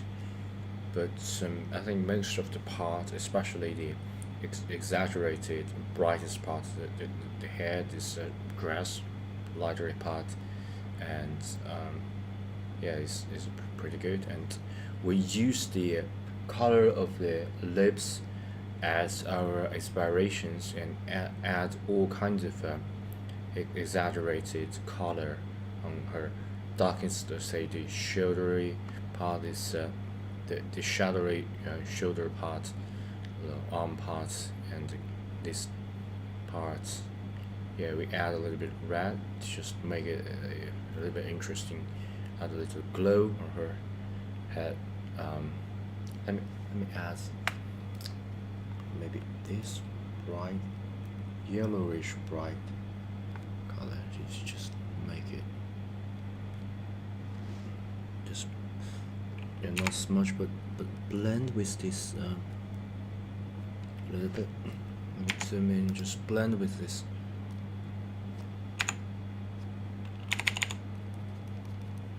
Because there's a little bit too much of the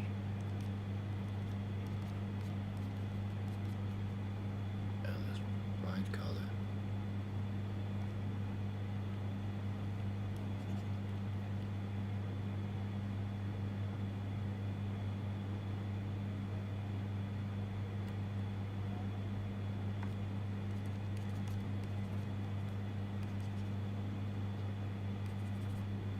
Right. Just leave it here, I think. Yeah, I think this looks pretty good. Yeah. Right, so yeah, this is our practice of color theory of a random beautiful girl, Unsplash, and of course we extracted, exaggerated a little bit. So you can draw whatever you like on the web, just to just to make sure that you are adjusting using this color wheel, and get yourself familiar with the usage of the color theory, and just add something crazy, and draw the inspiration from some of the colors, and the results looks pretty good, right?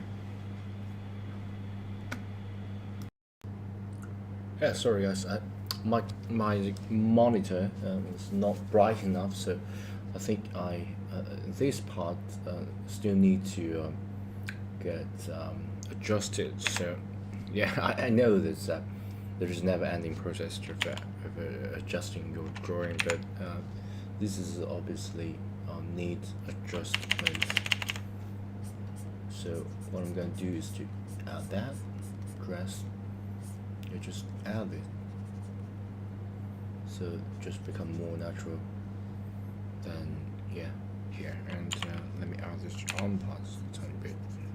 Yeah, you obviously need to get your monitor correct, because I also do the programming, and my monitor tend to become pretty dark. So yeah, I tend to omit some of the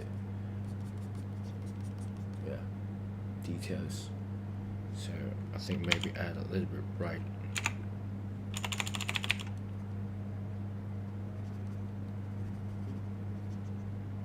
Yeah, just add that just to make it.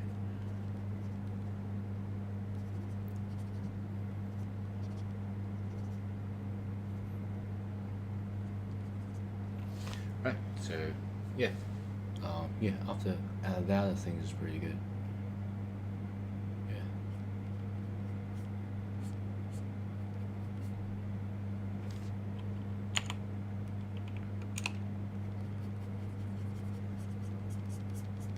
Yeah. Let me just leave it here. Right. Alright, guys. So previously we have done the study of this image and use that to draw our our oil painting kind of a interpretation of this image.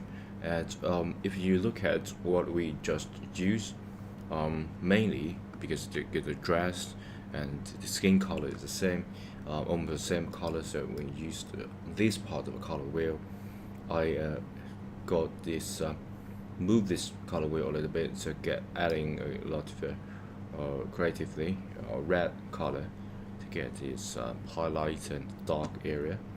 And as you guys can see, I can use the complementary color, which is the blue part, to get things to light it up. Okay, so let's do a completely different.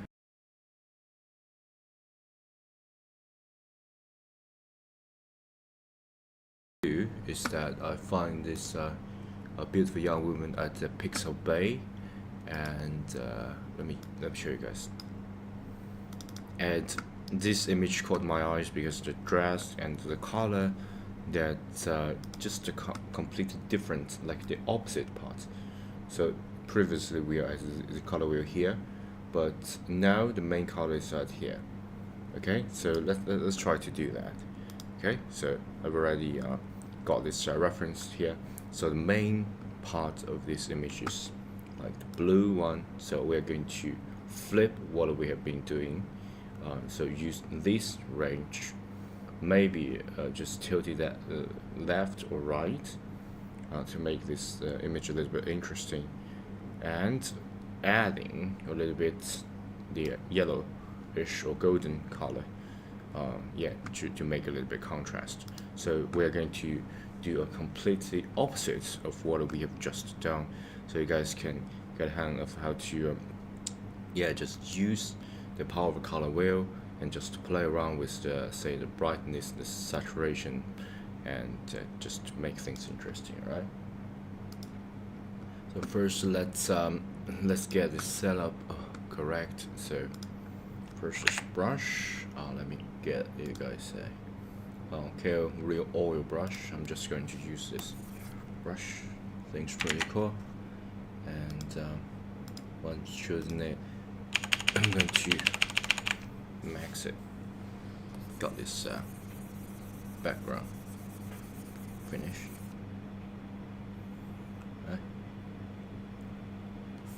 Yeah.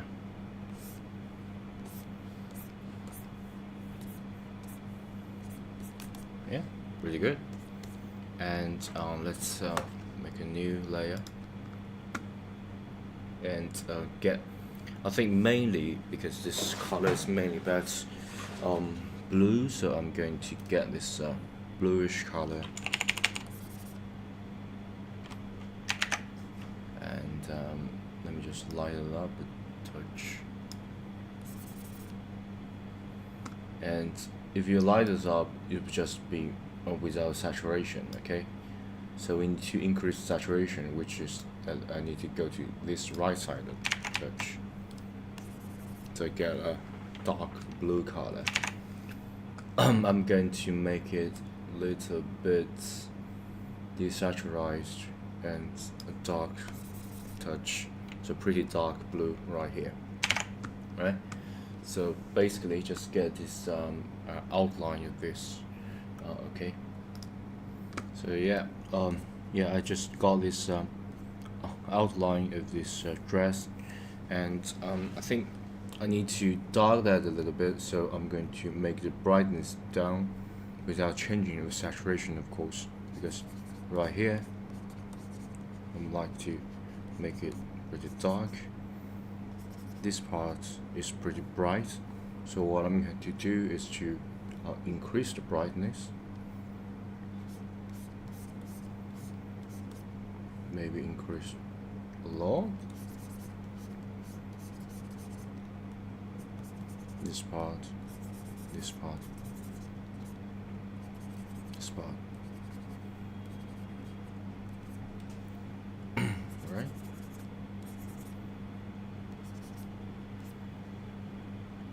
And increase that still.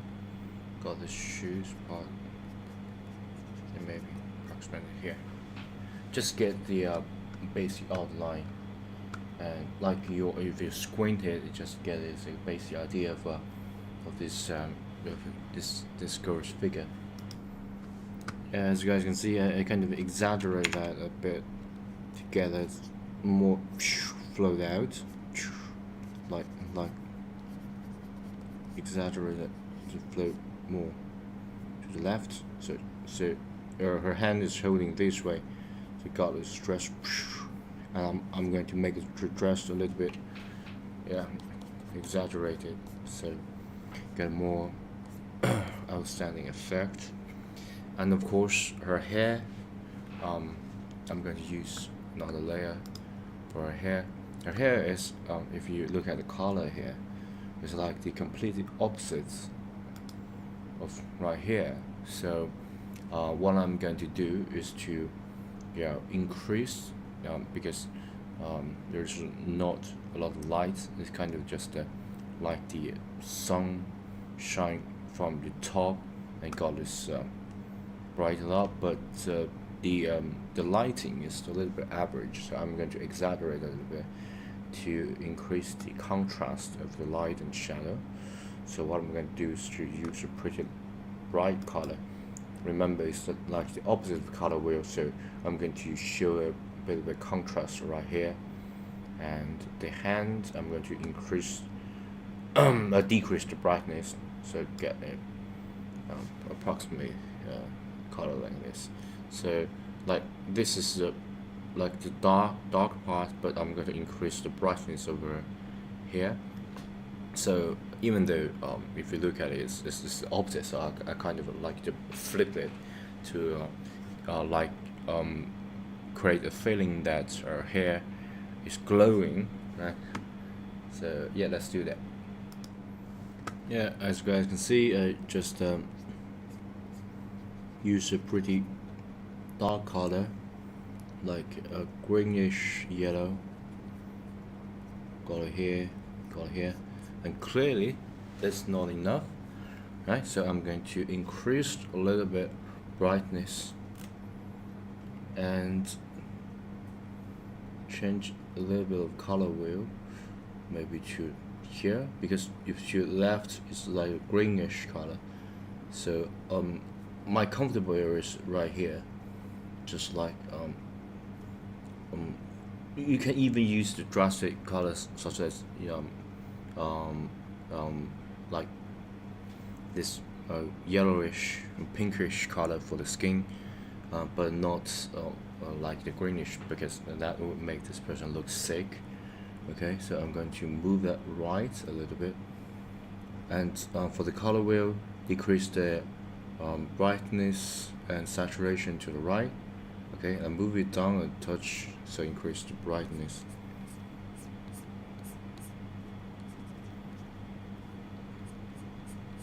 This way the upside got more bright and the downside got a little bit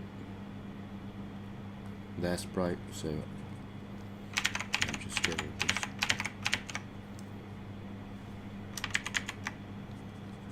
Less of it, but don't worry, we will blend it later. So what I'm going to do is just get a color right, and clearly the hair, I need to get it more saturation like more saturation, but clearly these parts need to get the brightness down. So let's zoom in.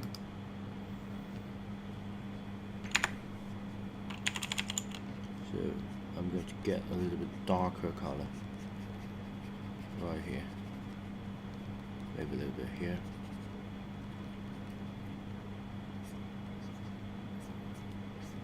Touch. Let me exaggerate her hair a little bit.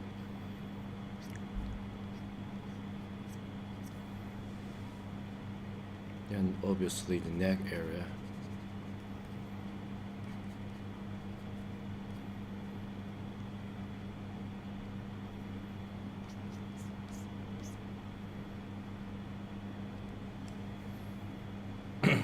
Alright, and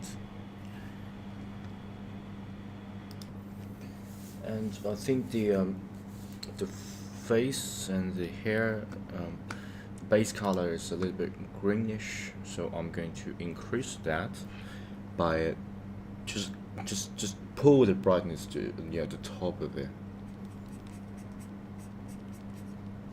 Increase brush size.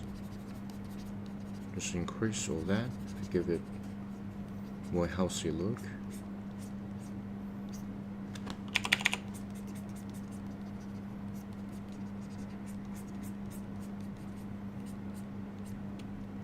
Mix this dark part a bit.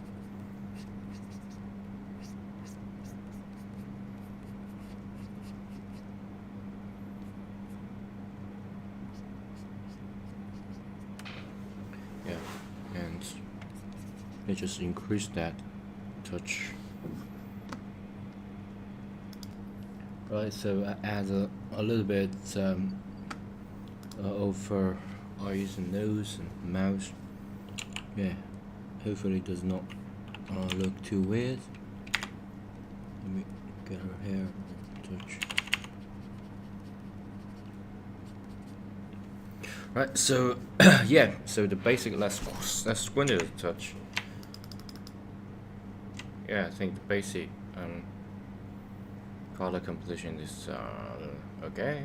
So yeah, let's add something interesting, which is the highlight right here, her hair, faces, and contrast of her eye socket. So this is a bit dark, so I'm going to use the pretty dark color, just tilt it maybe to the red and neck area, and this shadowy part. Let's get that.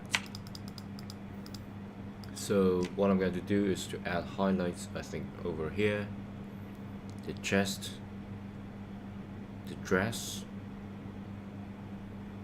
I think the dress may be a little bit weird, so let me just get this this dress, change it.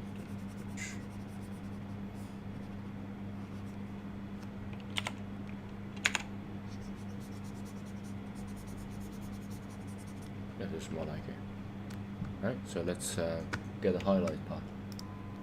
Right, so for the dress, so previously we choose the color here, so let's tilt it a little bit. Okay, so let's tilt it to here, and what I'm going to do is to increase the brightness to the top, but not too much of saturation.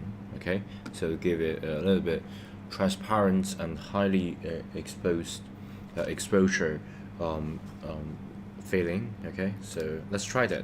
I don't know how it will eventually get, but so let's just play around with it and see how it goes. Okay, so obviously we got this fraction here, so I'm going to add that touch, and this part definitely got a huge, but I changed that, as you guys can see. I changed the shape of her dress to touch. Increase that.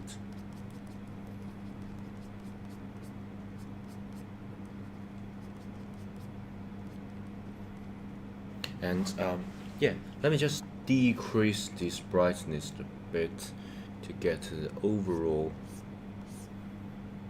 underneath. So here, just get overall on this and then add it that brightness. Okay, so you got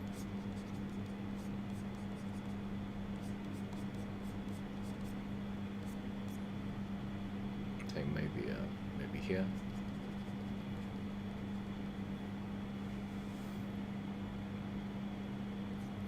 I need that a little bit on this.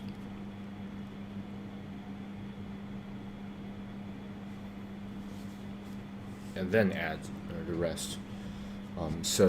There's also a layer department. So as you guys can see, we got this pretty dark layer down and adding all the highlights later. So if you want to add, say, a pretty dark color, you can add underneath it.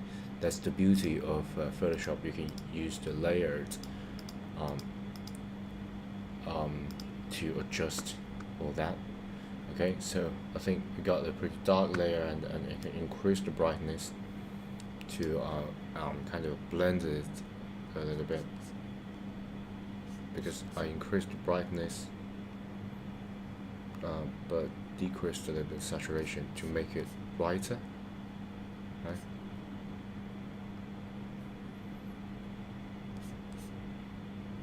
This is definitely brighter. I can even get a little whitish, get a highly exposed exposure, overexposure in fact.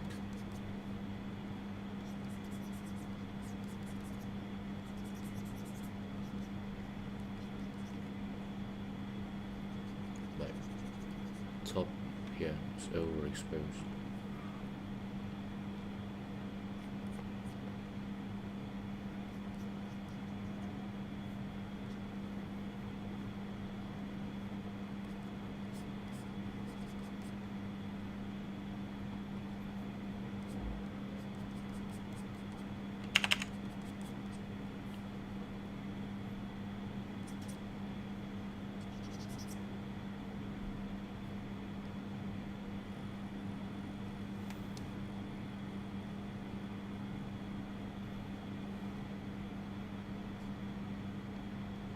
I think here we can also got a little bit.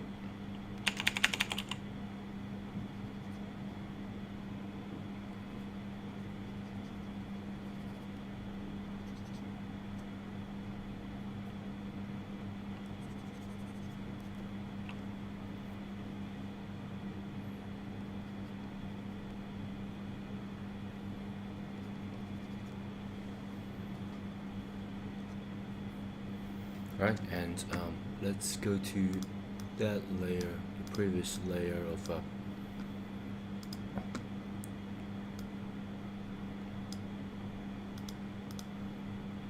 the layer of of her dress, and let me add darker layer for that to just decrease the brightness but increase the saturation.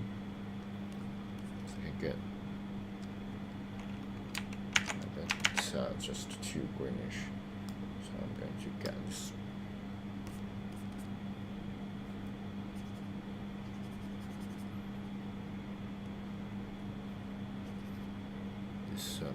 downward area. We can add a little bit.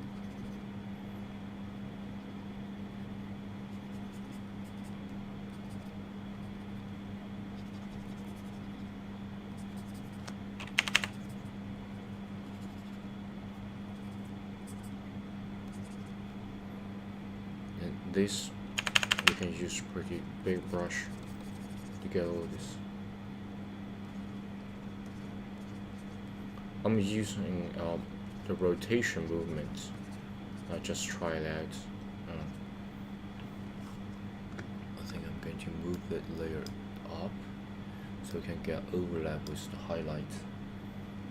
Okay, and of course, once you are satisfied with that, you can get a copy of the layer and just blend it all together so the whole thing looks a little bit better.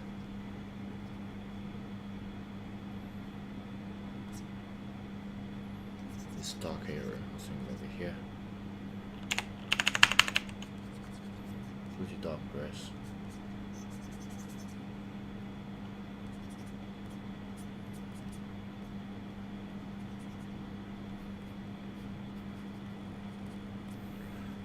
Right, and you just decrease the size of which.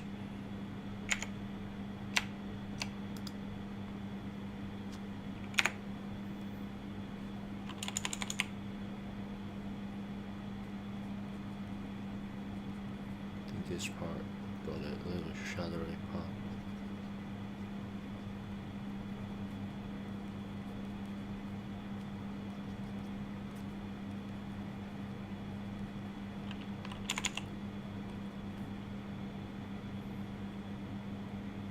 Maybe increase the prices a bit.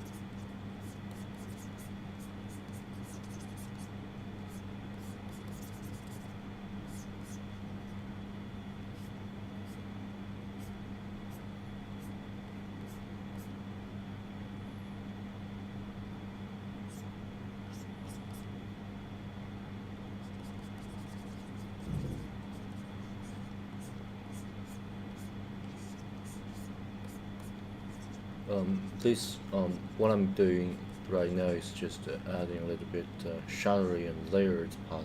So you use pretty dark color, and yeah.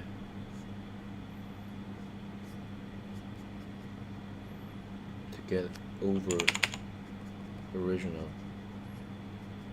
bright colors to get a layered feeling. I think the media right here is pretty dry, so I tend to use pretty soft touches to get this layered. This is a little bit messy, right? And then I think we can start to blend it a bit. Alright, I think it's pretty good time to start blending. So just change that to smudge, right?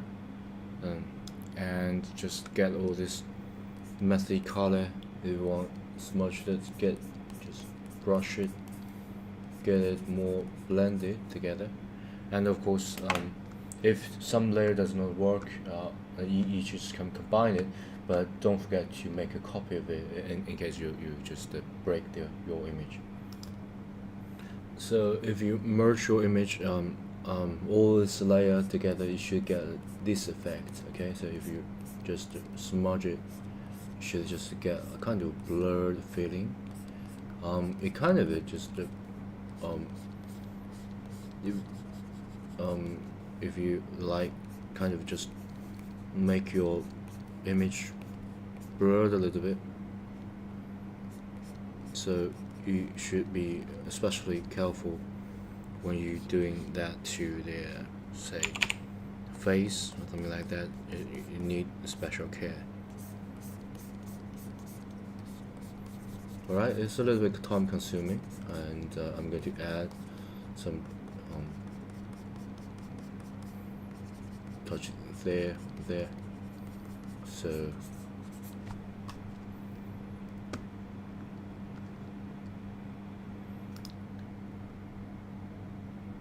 There, guys. So yeah, I paused the video a bit because I spent a little bit of time to get this yeah, the eye, nose, and mouth, and I think I'm going to add a little bit long hair, and because you know, she's turning around like, and her dress just got right. So I just elongate this dress to make it more exaggerated, and I think I need to add a little bit wavy hair, so she look like yeah, give a pretty interesting look. So yeah, I think I might just get, because her hair is, so I'm going to get it more, yeah, just get a little bit more.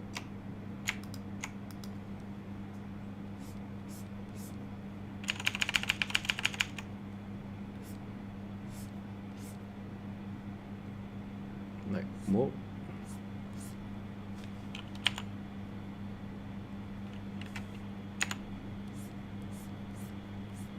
And some part of the hair got falling down because of the gravity, of course. So I'm going to get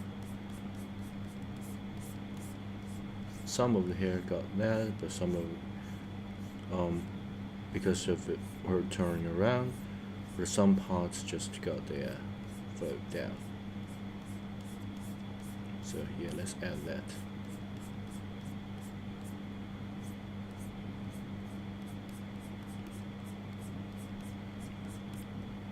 Okay, and then I want to get a little bit hair flow on her shoulders and arms effect. Let's just fine tune that a bit. Right? And yeah. And as for the face, you can spend more time on say you want good face. Looks nice. You can add a little bit layered face. For example, you got a neck, right? And the neck area can extend a little bit here. And it kind of blends in because of the shadowy area of her face here and here. And yeah, then if you got up a little bit, just got a little bit brighter, right? So if it's here, just get a little bit brighter and a little bit of color. Or if you want to get a pretty pale face, you can just decrease it. Yeah, it all depends on you. You need to get just more. This got a shadowy area. Let me add that.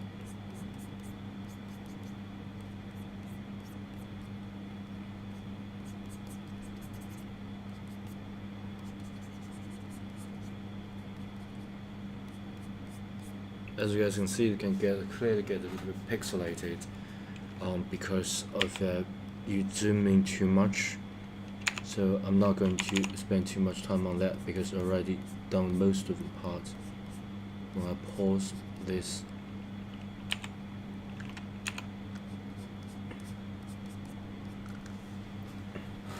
right? So.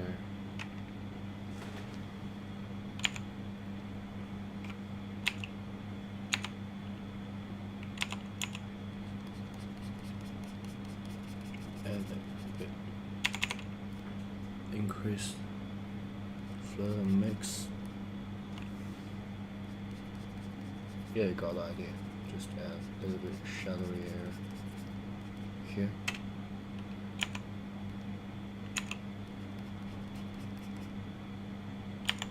Maybe increase that a little bit.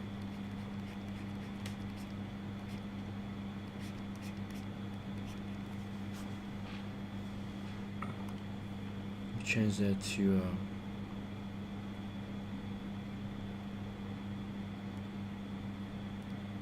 a different brush. I think I can even call this pencil brush.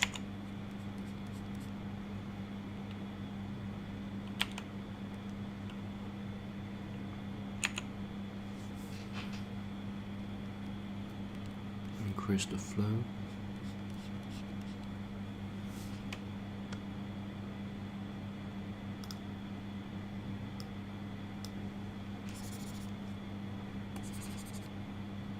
Yeah, pretty strange. I think I can stock here.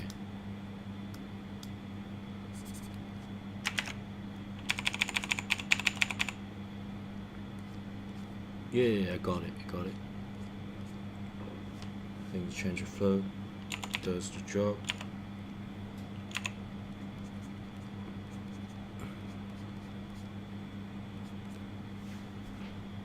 Yeah, you got the idea. You can fine tune it, and you know, the transition here.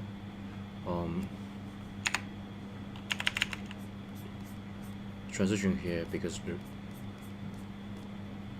of the shadowy of inner here, you can adding a bit just to make it more realistic, right? Change the size, got it down. You know, when I'm dealing with pretty small area, I just use another brush because the older brush is pretty good for like the big part, but if you are fine tuning, you might as well just use a pencil or pretty hard material, because that's pretty good for you to adding that detail.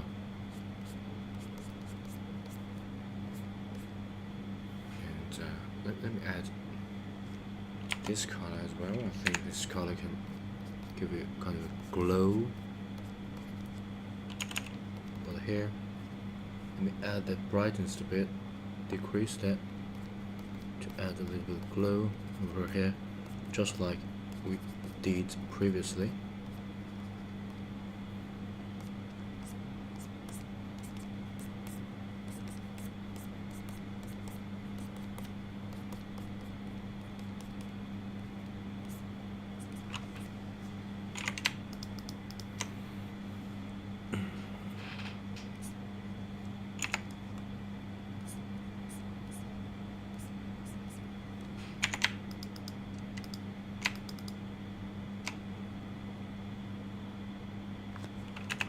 Glow up a little bit.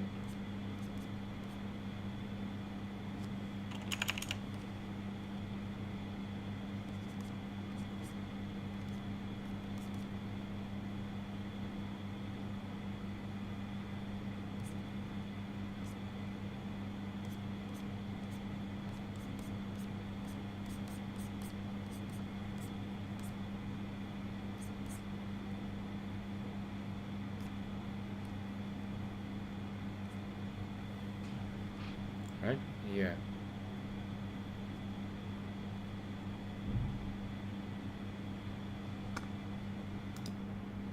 And her hairstyle, I'm not too satisfied with it, so I'm going to add a little bit layered hair. So let's try it. I think I'm going to just get a little bit down over here. Maybe just get it back to our previous the oil brush.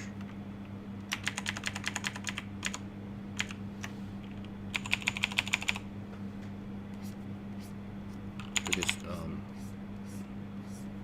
if you don't change it back, it might get a pretty different style. Yeah, maybe a little bit more or front.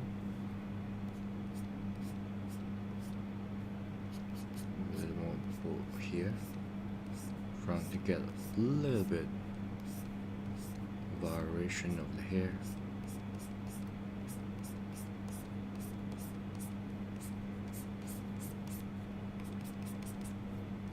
I think I need to fine tune this jaw part a bit.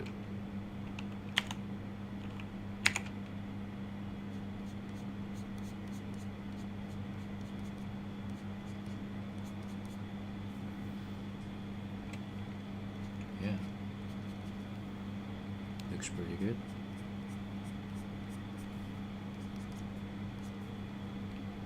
And let's return to the hair.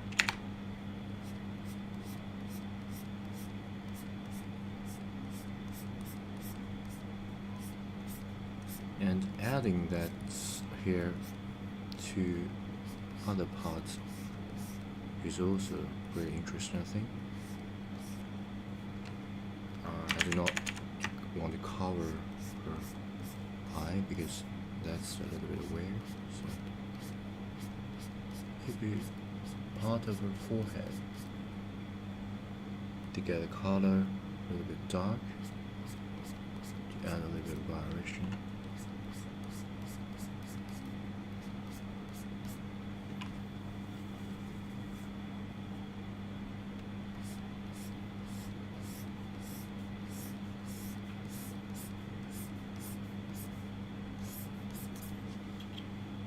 Yeah, let's change a little style. And I want her hair to glow. Maybe add a. Yeah, never mind, because that will pretty time consuming. So for now, I just want to change a little bit of her hairstyle, add a little bit redness to make it a feeling of glow. If you want to glow too much, you can go something like that. It's definitely glow.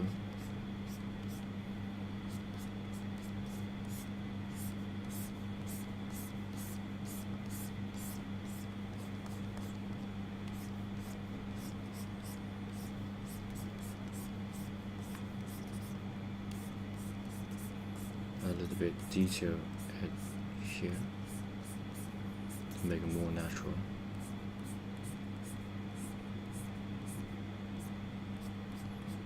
But not too much, or it will be pretty messy. Maybe increase this darkness a bit because it can get the hair more layered.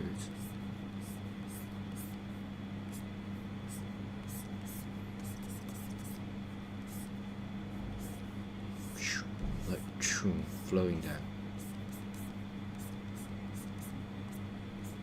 And the interesting about oil media is that it can get mixed, and it's very interesting to see the effects. Right? I think this is too much. Let me just leave it here.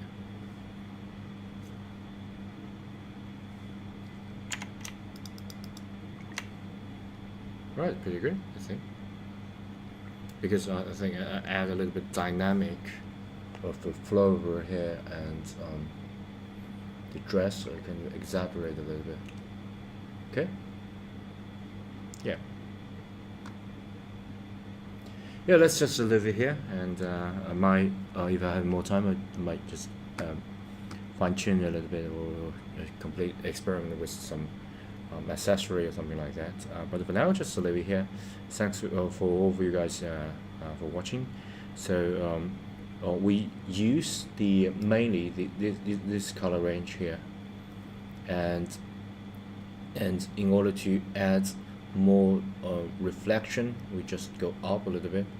I just increase the brightness, and of course we used a little bit here and here to dealing with the skin and the face, and yeah, this is a good practice, I think.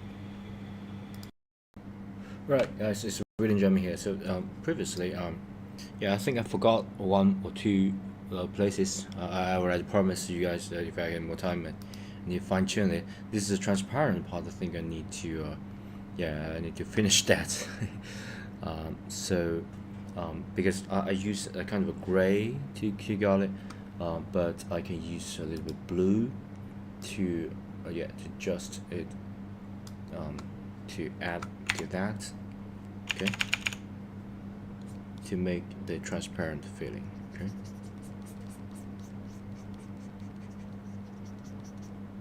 And add a little bit blue, get saturation or increased brightness.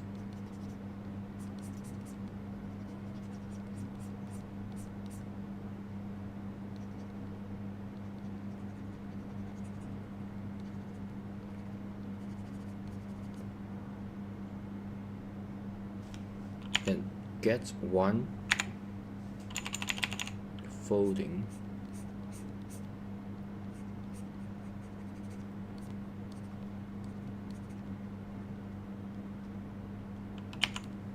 and instead of just erasing, I'm just going to use the background color to just overlap it. Yeah, we just leave it here, I think. Yeah, instead of erasing, I just use that to overlap the fuzzy part. Yeah, I think it's pretty good.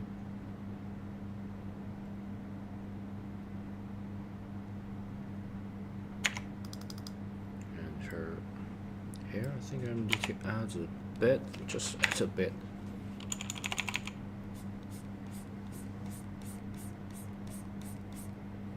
A little bit outward. Add a little bit darkness here, because I add the hair already. I think I just might as well just change that to dry pencil, because it's a little requires a little bit fine tuning. Yeah.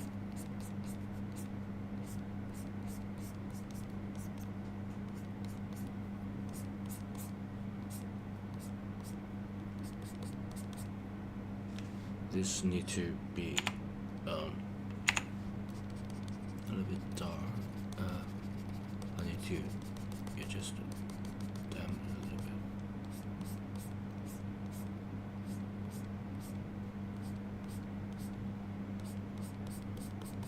Okay. Let's get this dark area. Got this focused hair grow from this place.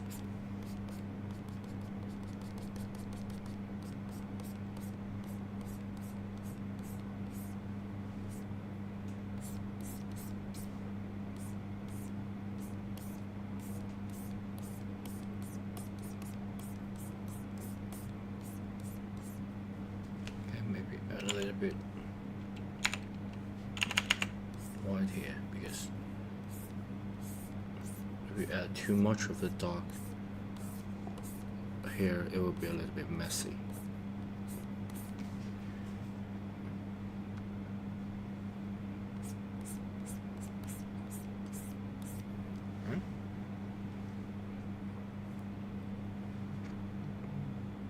And this cutting point is a little bit weird, so let me blend it a little bit.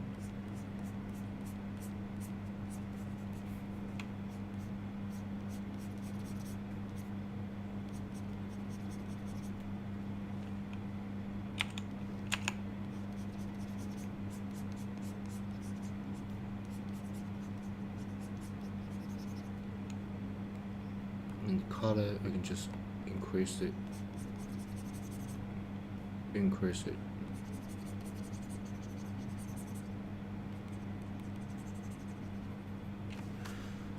And look at this.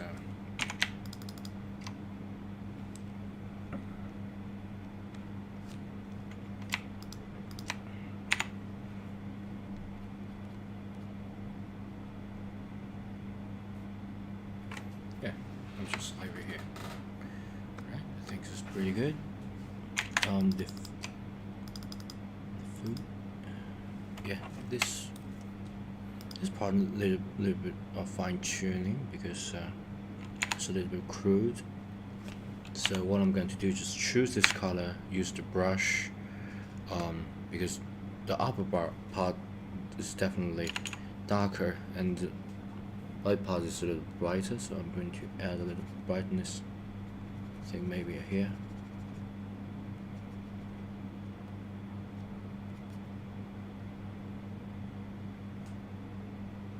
The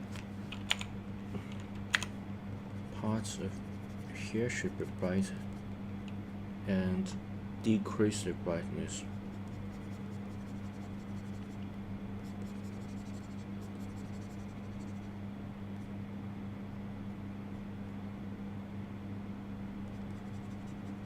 those high heels. Just a little bit to show that it's actually here. Yeah, even though I know it's time consuming, but I just want to finish it. At least 80% of it. Yeah, and this is just my personal preference. Instead of using eraser, I just use the background color to get rid of these edges. But clearly these have some disadvantages that if you look at the edges, it will be pretty rough, and I kind of blend all together, give a feeling of it's kind of dirty, right? And her face is a little bit flat. I can add more layer, like say if you want a little bit highlight, I can use this and add a little bit, say here, right here, right?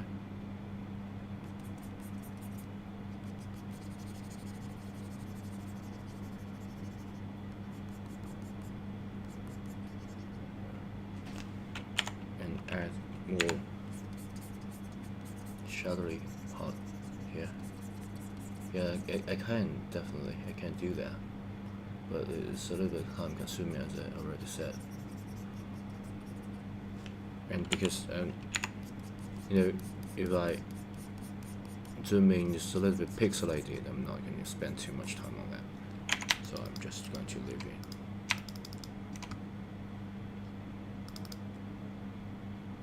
Yeah, just going to leave it here. Right? Yeah, pretty good. And I can add, say, some stars swirling around. Oh my god, I just put all this in one layer. But no problem, I can get some of the stars or some of the, say, pretty bright. Got a pretty bright.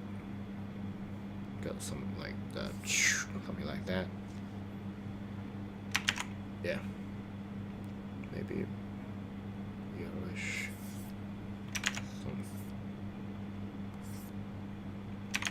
Or some stars. I don't know. Got this twinkling star.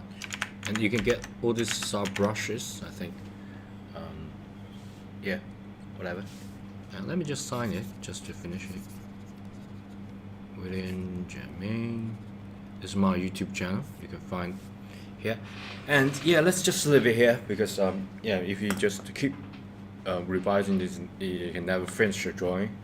My personal opinion is that once you think it's 70 or 80% finished, you can just leave it here, and you just continue to explore all kinds of skills and art style, and maybe a few months later, and you come back to your work and add that and modify that, revise that. It's a constant ongoing process. Okay, so yeah, just leave it here, and thanks for all you guys for yeah, just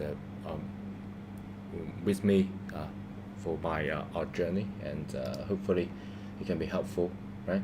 Thank you all you guys for your support, and bye bye.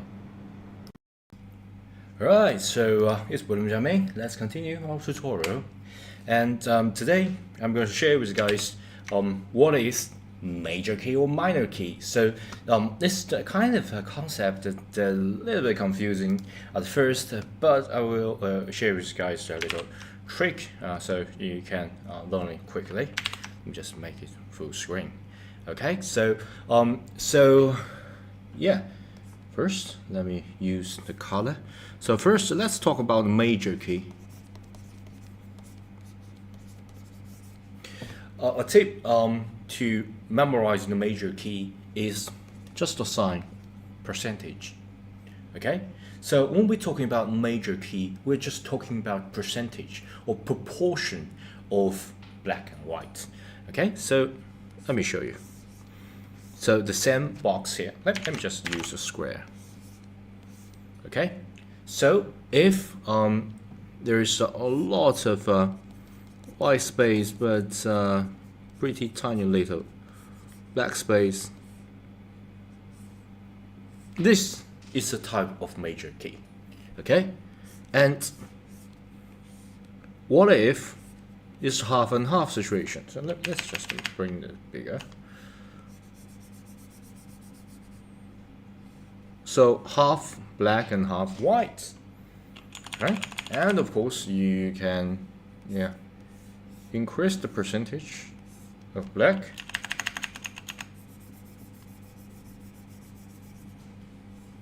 All right, so raise it. So when we talk about major key, it's just proportion. Okay, so because proportion is pretty important thing, so it's major thing, so it's major key.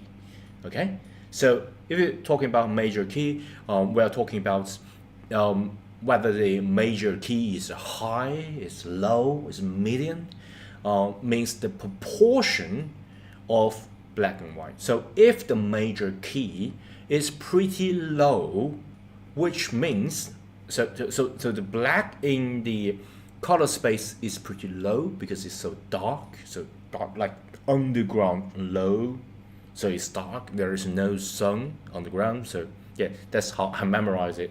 Okay, so the major key is pretty low, which means that the darkness of the whole picture's proportion is pretty high.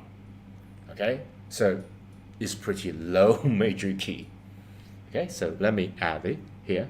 So let me use the brush. So this is low major key, and this just medium. So I'm just using medium, and of course this is high. Okay, let me just use the acronym. So because we don't have a lot of space, so let's just use high, medium, and low. Alright, so that's the major key for you. It's the proportion. And if I say the major key is pretty high, which means that the black just take a pretty small proportion of the whole image, and white parts took a lot of percentage. Okay, so if I say the major key is pretty low, which means that the black part take a huge part of the image, and the white part take a pretty small portion. Okay, so if I say the composition or the color of the drawing have a medium major key, and that's just half and half. So it's a pretty balanced approach when you're dealing with a certain drawing. Half of it is pretty dark, half is pretty bright, and it's good contrast. Okay. Hi, it's William Jiaming. So last time we learned what is major key and some tips of how to memorize it. And what about minor key? Minor key is a little hard for you to grasp, so I'm going to draw that out for you. Okay, so I'm going to add a new layer and just hide the major key layer and draw on this layer. Okay, so change that to brush and maybe so what about minor key? So as the name suggests, it's the minor. Okay, so how to memorize the minor? So it's major is like you are in command of a certain army and you want to take control of the proportion of the land that you take up, and the minor is like the subtleness of the contrast of the color. Okay, so even though you might think that's a little vague, let me show you. Okay, so same square here. Okay, let me just draw 3. Okay, and obviously it's not exactly the same because I draw my human, not computer. Okay, so so the minor key is the range of the contrast of the darkest color and the brightest color, the lightest color in your drawing. Okay, so yeah, let me show you. So if I separate these two, I separate all this square into two, and at the left side is the darkest part, darkest color that you use to draw that square. So I'm going to use this black color, okay? And at the right side is the lightest color, the brightest color that you use in your drawing, which is just a bright color. So yeah, just to leave it blank, okay? So you might not notice the difference, but in fact this is a pretty high contrast, okay? So the darkest color, the brightest colors contrast pretty high, okay? So yeah, and what about, I want to dampen this contrast a little bit. I don't need that much of the contrast. So what I'm going to do, so let me show you what is the low contrast. This is the darkest. Of course, I use the same black to represent it, but I wanted the slightest difference of it. So what I'm going to do is to change it a little bit. So I'm going to desaturize it, okay? But I'm going to change the brightness a little bit here, okay? So we'll see I draw this way.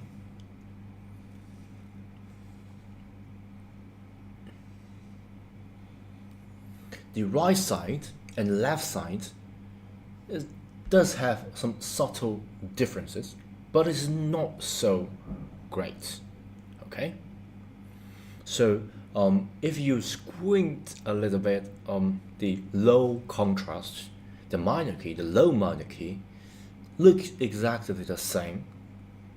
Not some, even though you squint at the left, you still know that half of it is black, half of it is white, okay? But that contrast is pretty slow if you squint, and sometimes if you damp your phone or your computer, damp the brightness of it a little bit, you might just think it's just one square without any contrast, okay? That's how minor key works. That's the range of contrast. So the medium or minor key is more subtle. So this medium part, let me change the size of it. So how to represent median? Yeah, let me show you. So what I'm going to do is, yeah, maybe I'm going to brighten the darkest a little bit, and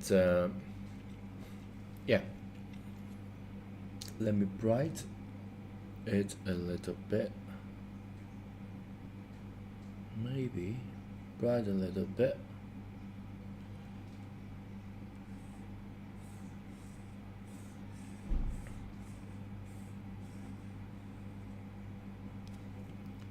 Okay, and yeah, I don't think this is a good example. Maybe I'm just going to keep the darkest the same, just change the right side so you can see, but don't be fooled by this blackness don't change part, because you can change the black part as well, but I want to control the black part, okay? So I just change the brightest part, the darkest part value, or just leave it the same, whether you are at high or medium or low, but just change the brightest part, okay? So these parts I just leave it up a little bit, okay? I just leave it up a little bit. So I'm going to leave it to the middle of it, but desaturize it, okay? So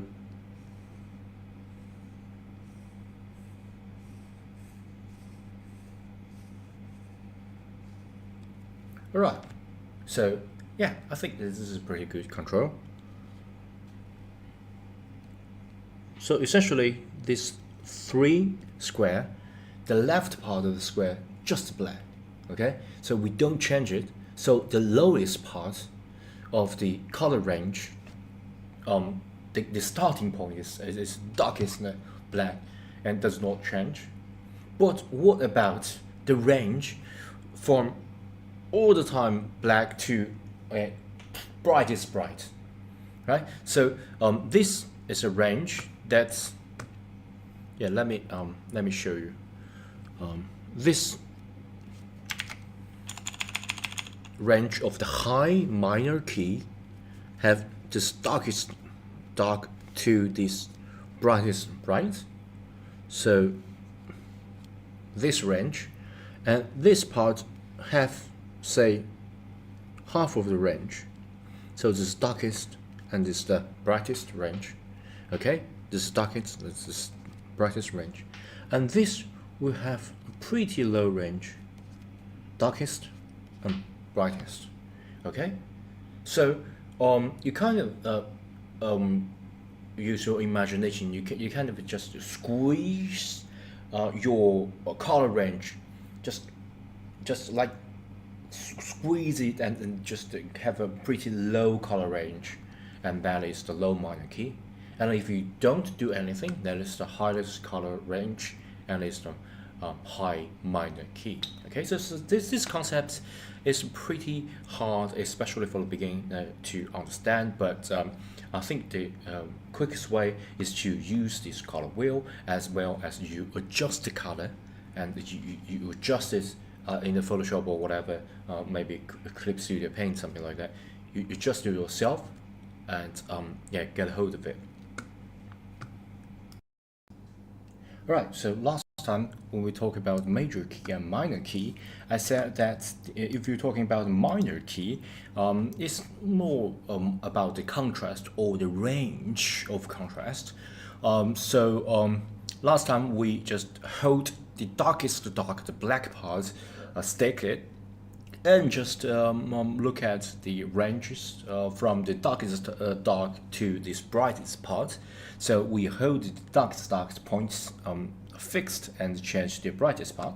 But also, as I said earlier, you can change the darkest parts as well. So you can hold this brightest part fixed and change the darkest part. So here is a quizzes for you, a challenge for you. You can pause this video, right? And you can open Photoshop or whatever app that you is your favorite, and you can try it yourself. You hold the brightest parts fixed and change the darkest parts, and get the high minor key, medium minor key, and low minor key. Okay, so yeah, pause. All right, so have you got it? Yeah, let me show you. Okay, so let's just get rid of everything and draw it here. So yeah, so what I'm going to do is draw 3 boxes, okay, and then divide it into 2, and of course increase the size of the brush so you can get it done pretty quickly. And of course we got the I think this is high, and this is medium, this is low. Oh yeah, this order. And of course I'm going to change the left side. Okay, so the brightest part is fixed, so what I'm going to do is change the left, the darkest part. So if it's a pretty high color range, so the contrast, the range of contrast is pretty high, and what am I going to do is draw the left part as dark as possible. Okay, so imagine you're at the brightest part here, and you go all the way to the darkest part, right? And you are fixed this point, you hold this point and it does not change. And what about medium? So you just change that to the medium part. Okay, so you're going to brighter the darkest part a little bit. So what I'm going to do is to desaturize it and increase the brightness maybe to the middle of it. Okay, maybe not to middle, maybe here. Okay, and then increase the size of the brush. And yeah, you got the medium minor key here. And of course, you can use the same method to got the pretty low range of the contrast or the minor key. And what I'm going to desaturize as well and change it to pretty tiny range of it, and increase the size of the brush.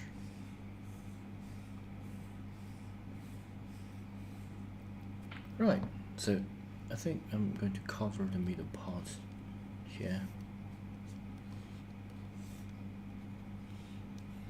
Right, and I think I can use eyedropper tool to use the same brush to just cover everything here. So it's more like it. Okay, so essentially that's how it's done. So it just got the lowest range and it's got the highest range, and all these three just holding the right side, which is the widest, the brightest part of your color range fixed, and the left, the lowest the color range, the darkest part changed. Okay, and you just measure the difference, like you are at this range, and you just measure it here. Okay, you can hold the brightest part here and just measure the range here, right? And of course you can fix the darkest part here and measure the color range here. Okay, so yeah, I think that's that's it. And yeah. Alright, it's William Jiaming. So last time we talked about the major key and the minor key. It's pretty basic concept in the color theory. So today, let's talk about the balance of how to use the composition or the percentage of black and whites, of dark color and light color. Okay, so I think basically there are three categories if you are dealing with the composition or the matrix of black and white. Is how to combine them into a harmony, into a yin and yang situation. So yeah, let me just show you.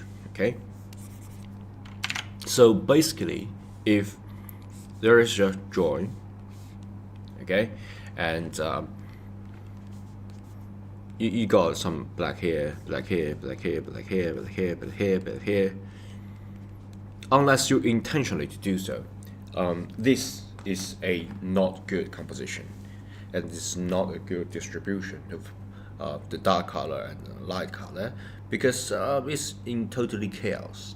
So the chaotic composition is not a good composition, because the viewer will get a little bit confused, or they don't know which direction to look at. They don't know what you want to convey, unless you intentionally want to convey the chaotic situation.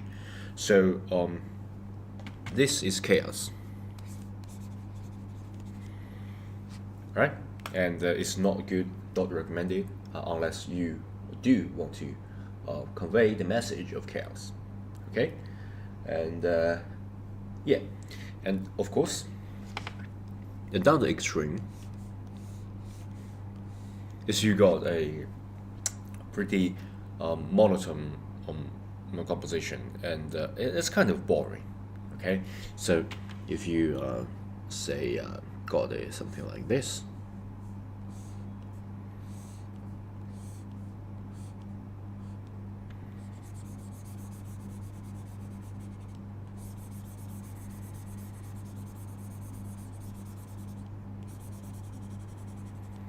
Yeah, this is boring, right? Because it's monotone. It's just simple pattern repetition, and unless you intentionally to do so. Okay, so is what I'm saying is just it's normally not recommended. But unless you are doing some creative work and you want intentionally to convey that message, the chaos and boring composition is not recommended. This is just monotone and this is the Discord. Okay, so what is recommended? I recommend is the yin and yang, the harmony. Okay, so in this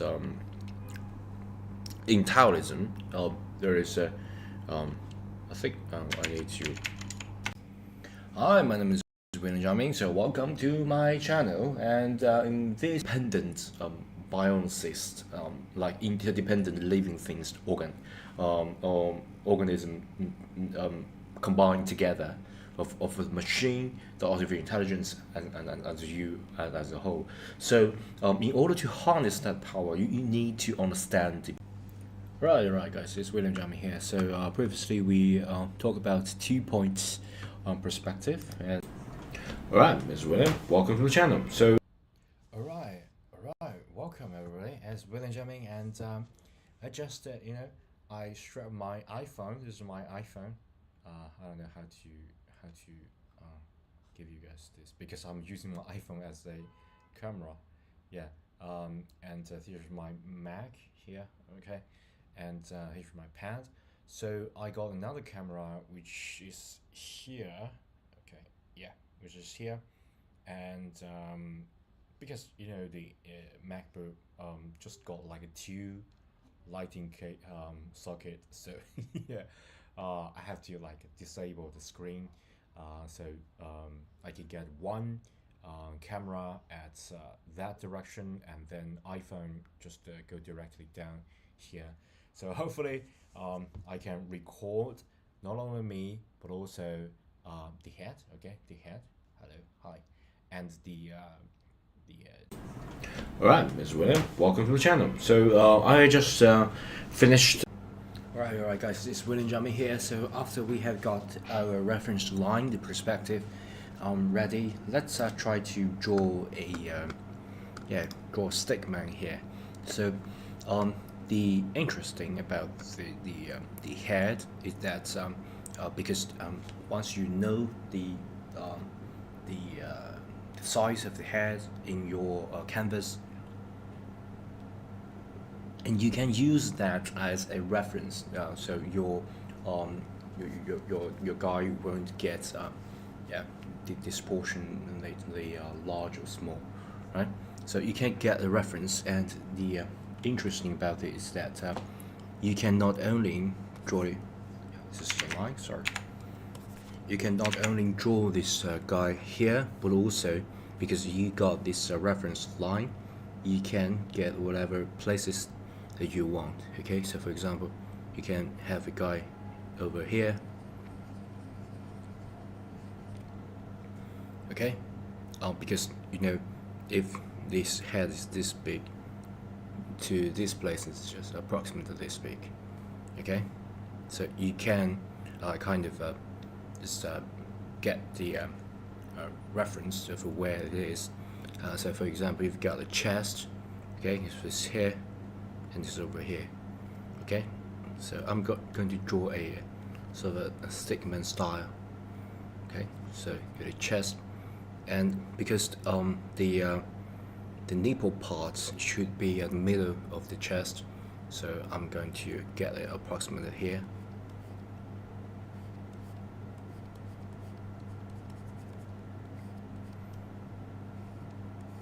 Alright, and then you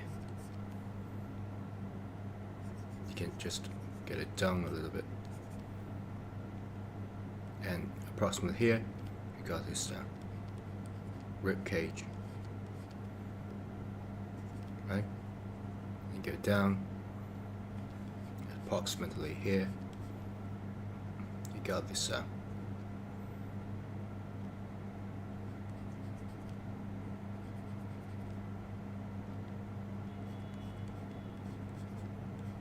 leg part approximately here, and then you can make it more stylized. Because I draw this guy a pretty long leg, so you can make it more stylized by just crossing maybe 2 or 3 head lengths and ending here, and maybe another 2 color here, then the feet, the foot here, and another segment cover with 3 color here, approximately same length.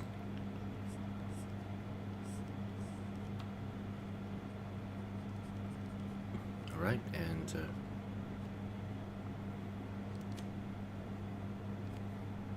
you get is sort of a bunky feeling like this, right?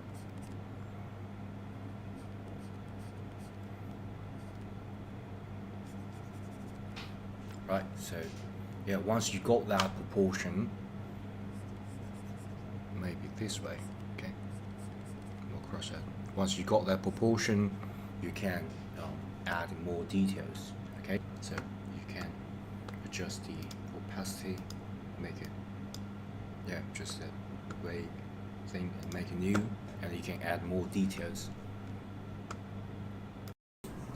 Alright, Mr. William, welcome to the channel. So I just finished the drawing like this, but still I feel like I'm still missing something.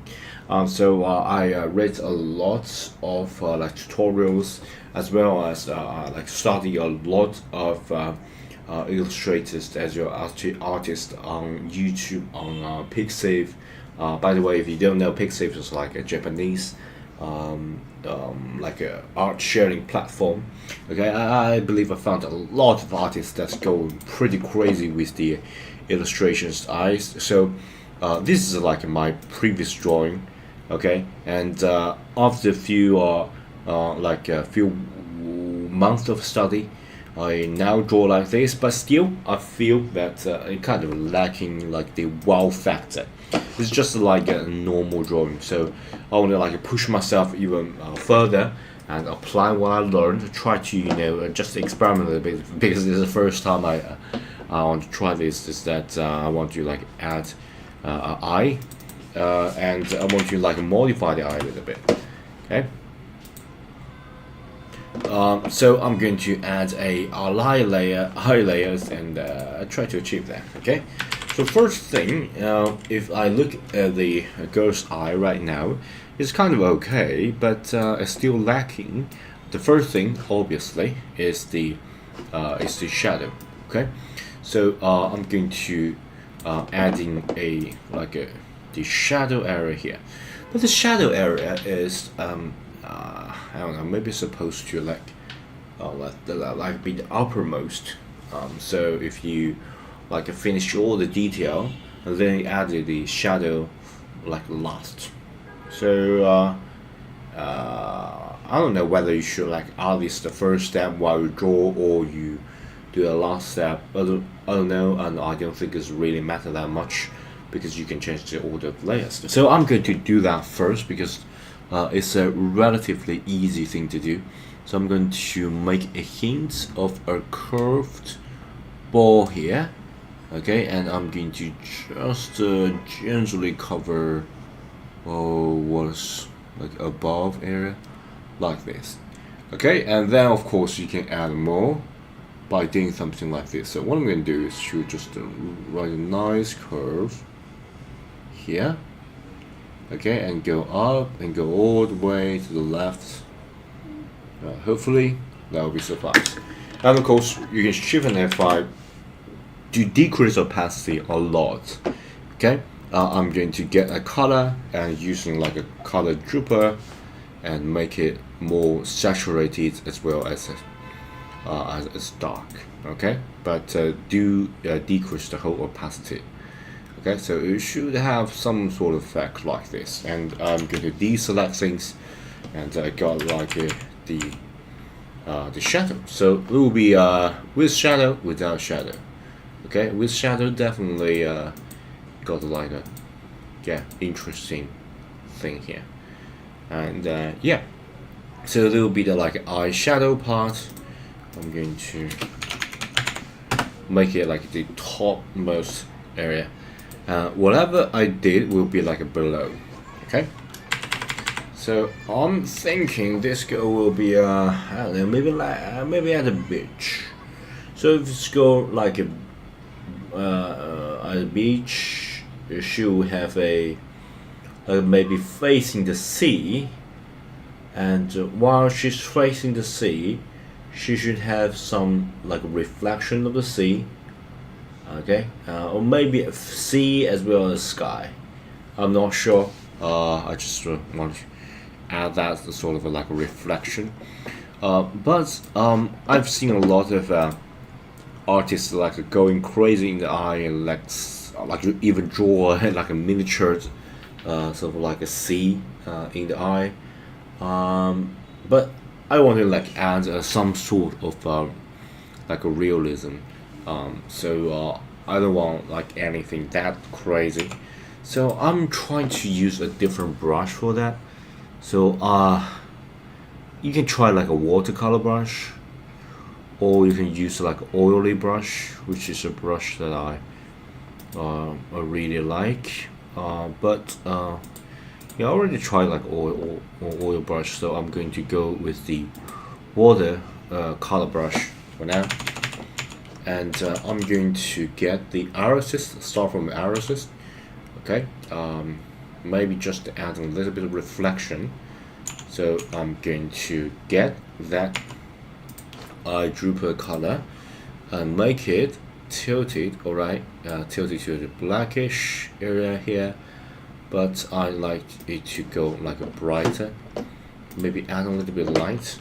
Okay, so decrease opacity a ton, just adding a hint of a reflection, so like maybe something like this. Okay, maybe that's too little, like something like this. Okay, definitely not bright enough. So here, okay, maybe not bright enough. Do something like this. Oh, it's a multiply. It's a multiply. I like it just to go normal. Okay. Do something like this, and I'm going to like go smaller and more decrease opacity, but brighter. Okay.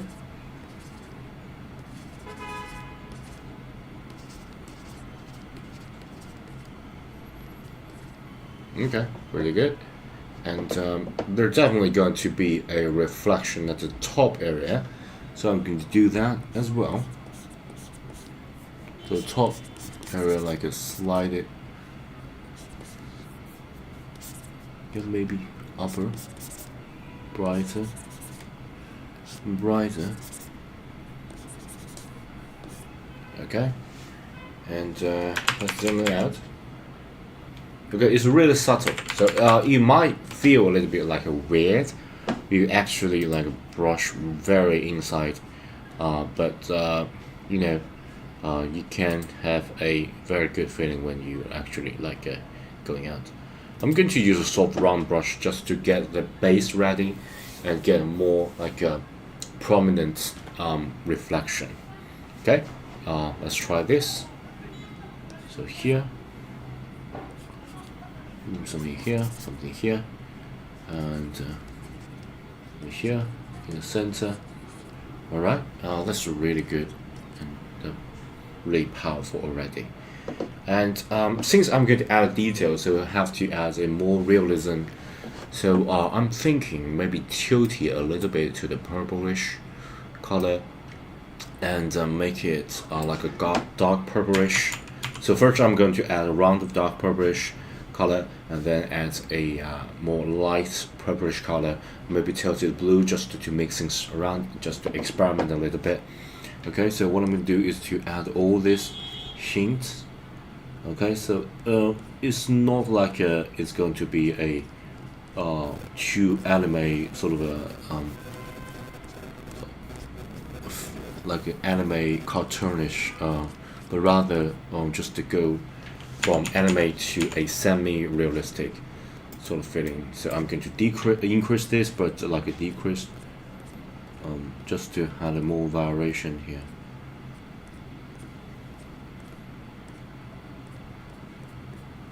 Okay, hopefully this will work. Right side, do remember to add it to the both side, so you won't get like a too weird. Okay, so I got this our system was like a round iris, something like this. Okay, and I'm going to group all this. Oh, not artboard, sorry. Right click. The new group on layer, there will be like the eye modification. Okay, so it's like the original one.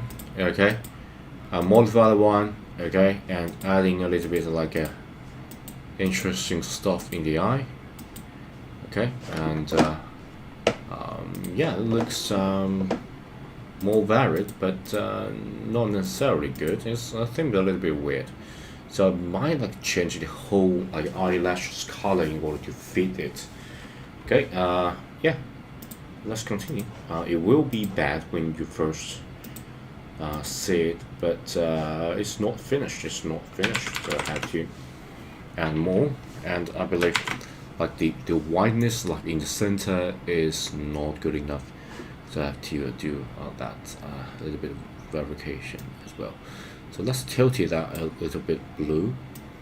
Okay, and I'm going to use blue to adding a little bit variation. So it's not like 100% purple, but a little bit of blue.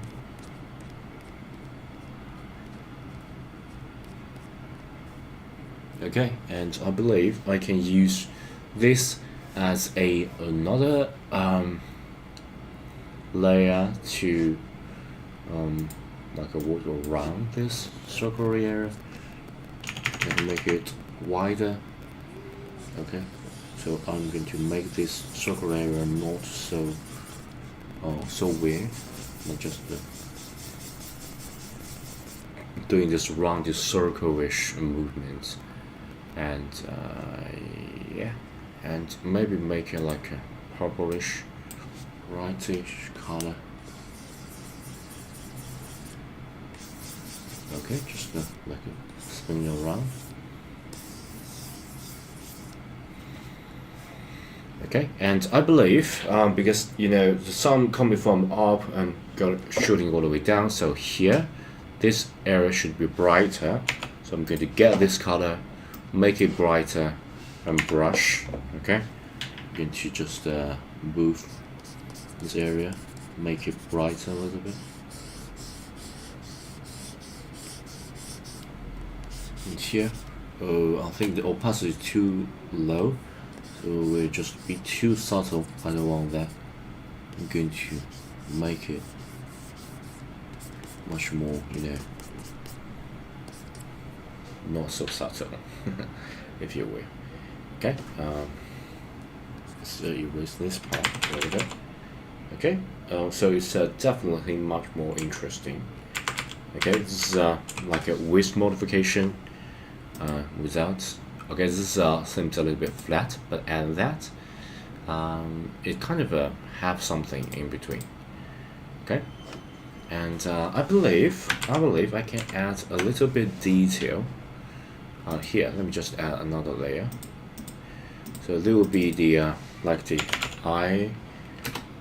irises, and there will be the eyelashes, and we'll get to get like a really small, got a high round pressure sort of thing. Increase that. I believe just to add a little bit hint. Okay, so here we got a just a tiny little bit detail, but you need to add this in order to like show the character. Okay, and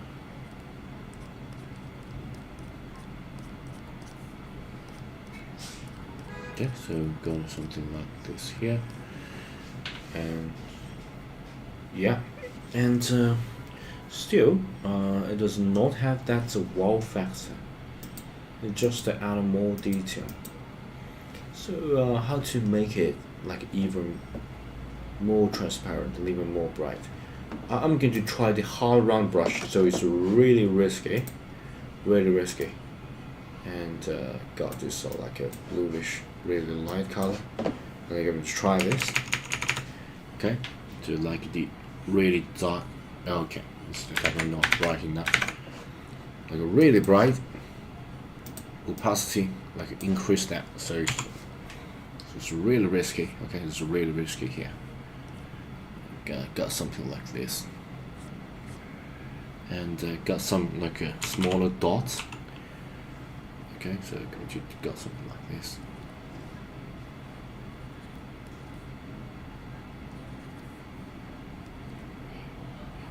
Okay, so it's alright. The shadow area here. That's the reason. Okay, I'm going to get something like here, and got this corner area. Okay, so yeah, so basically I'm going to show this as like a ball surface, and you can like decrease this, so don't worry about that. So I'm going to like turn that to 100%, just to make sure that I know where it should go, where it put. Maybe add a little bit hint here.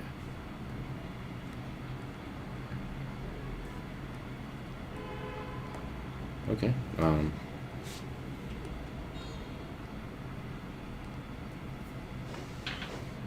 Maybe too much. Just something like this. Okay, and I'm going to decrease the opacity a little bit because I don't want it to be like a really simple and contain a dot. Maybe adjust with the filter and adding a sort of blur. Gaussian blur should do.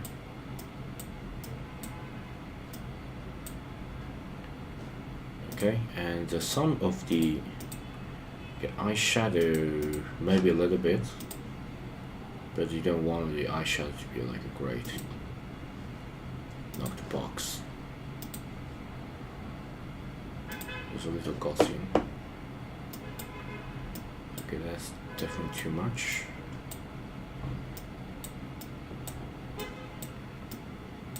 Okay, this is better.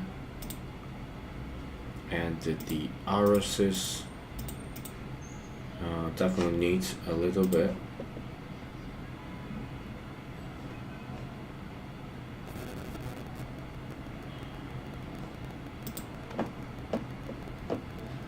Okay, maybe not too much, just a little bit. If we got too much, it would just lose all the detail. Okay, just a little bit. Okay. Now let's compare this. Okay, so with the modification without. Okay, this is definitely much more refined. Okay, let's zoom it out.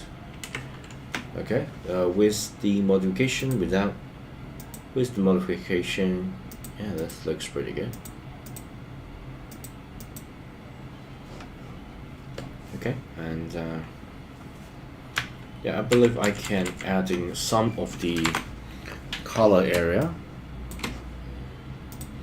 at the top of the like the eyelashes as well.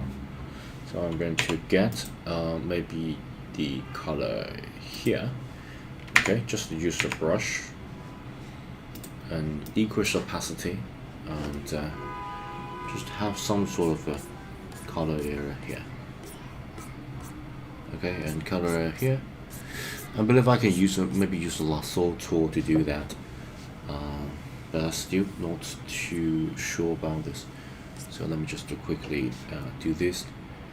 Okay, and I believe I can get some part of the like an eye here erased. So what I'm going to do to make it like a kind of disappear by using color to like paint over this. So I don't want it to be have a really definite edges.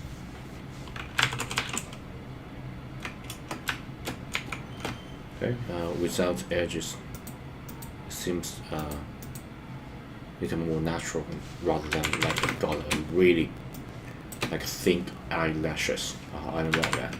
So let's try this. Okay, just expand this a little bit.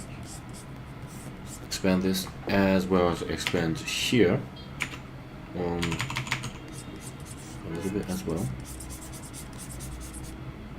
Okay, I'm going to expand what's inside as well.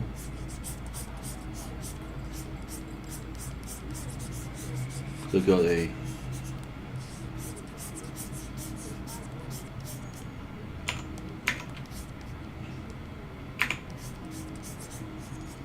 maybe just to change the size of irises, make it like a bigger.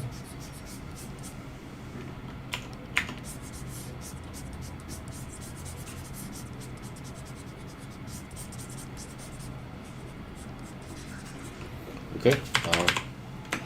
Right. That's definitely better. That's definitely better. Okay. Let's compare this too. Okay. All right. That's definitely better. So yeah, a quick takeaway. You don't need to have the eye like completely covered with the black outline. You can just erase some parts, especially the side here. Okay, I believe the model that I built is not like completely covered with the black line. Okay, and yeah, I believe this area may be too thick. We're going to get some part of the bluish area here. Just expand a little bit, so you can take some part of the below, make it like a narrow. Yeah, I believe I just like a Gaussian blur, get some part of the the eyelashes detail disappeared. That doesn't really matter. I want to leave some stroke and show that I did it by hand, not some photoshopped thing. Okay, that's really much better. Really much better. If you compare that with the modified version without changing Y, with the changing Y, do you have some like a reflection? And I believe, can I just duplicate this just to like emphasize the effect? I'm going to emphasize the effect. Okay, that's really interesting.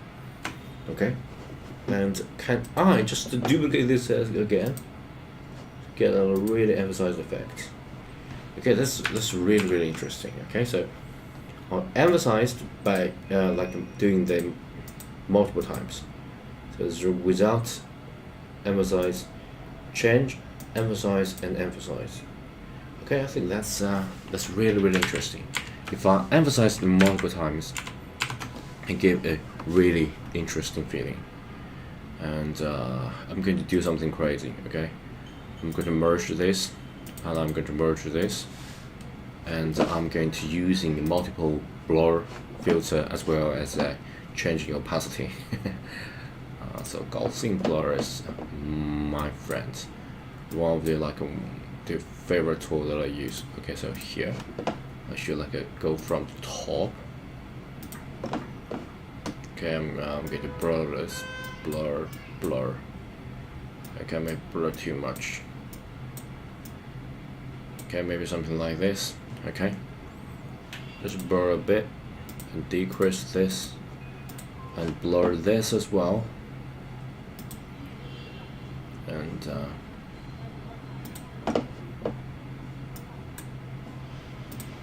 decrease opacity a bit.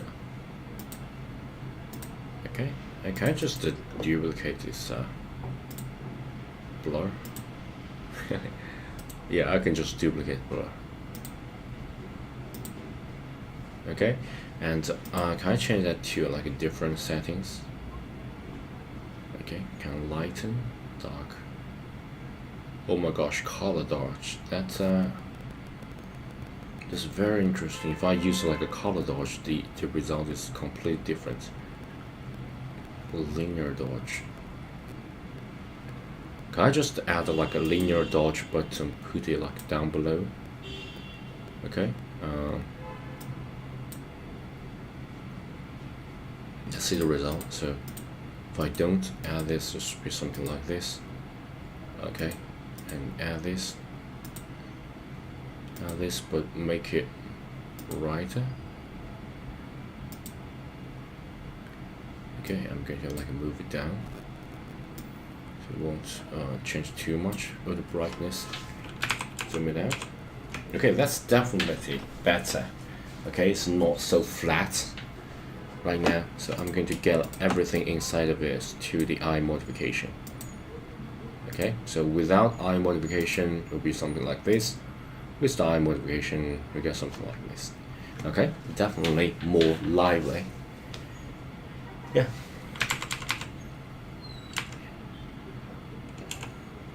Okay, of course you can adjust. So for example, if you don't want this like color dodged layer, or you don't want too much of the shadow area, you can just get rid of this. Okay, and you can get another feeling, another result. Yeah, so a quick takeaway is that I use the really soft round brush to make the center not too solid, a little bit transparent, and adding a light color at above, and a lasso area that have a like a semi-transparent dark color as a shadow, and make the like a lower part more bright, and then add multiple layer as a Gaussian blur. That's what I did. Okay, so yeah. I know it may be not perfect. Yeah, it's definitely not the perfect way of doing things, but I'm still learning, and that's its result. I just want to be completely honest with you guys. That's the result I get.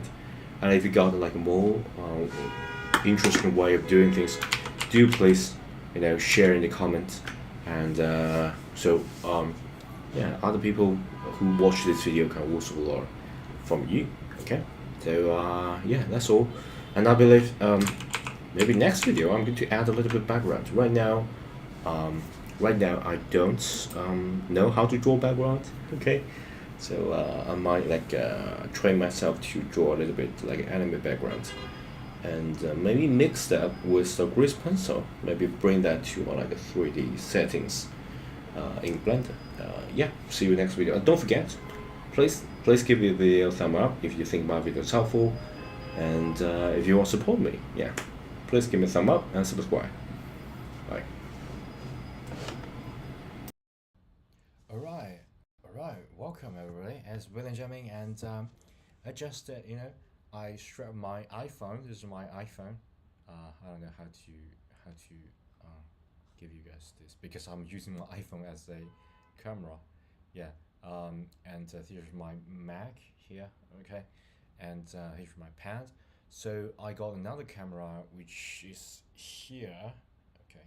Yeah, which is here, and because the MacBook just got like a two lighting socket, so yeah, I have to like disable the screen, so I can get one camera at that direction, and then iPhone just go directly down here. So hopefully I can record not only me but also the head. Okay, the head. Hello, hi, and the iPad.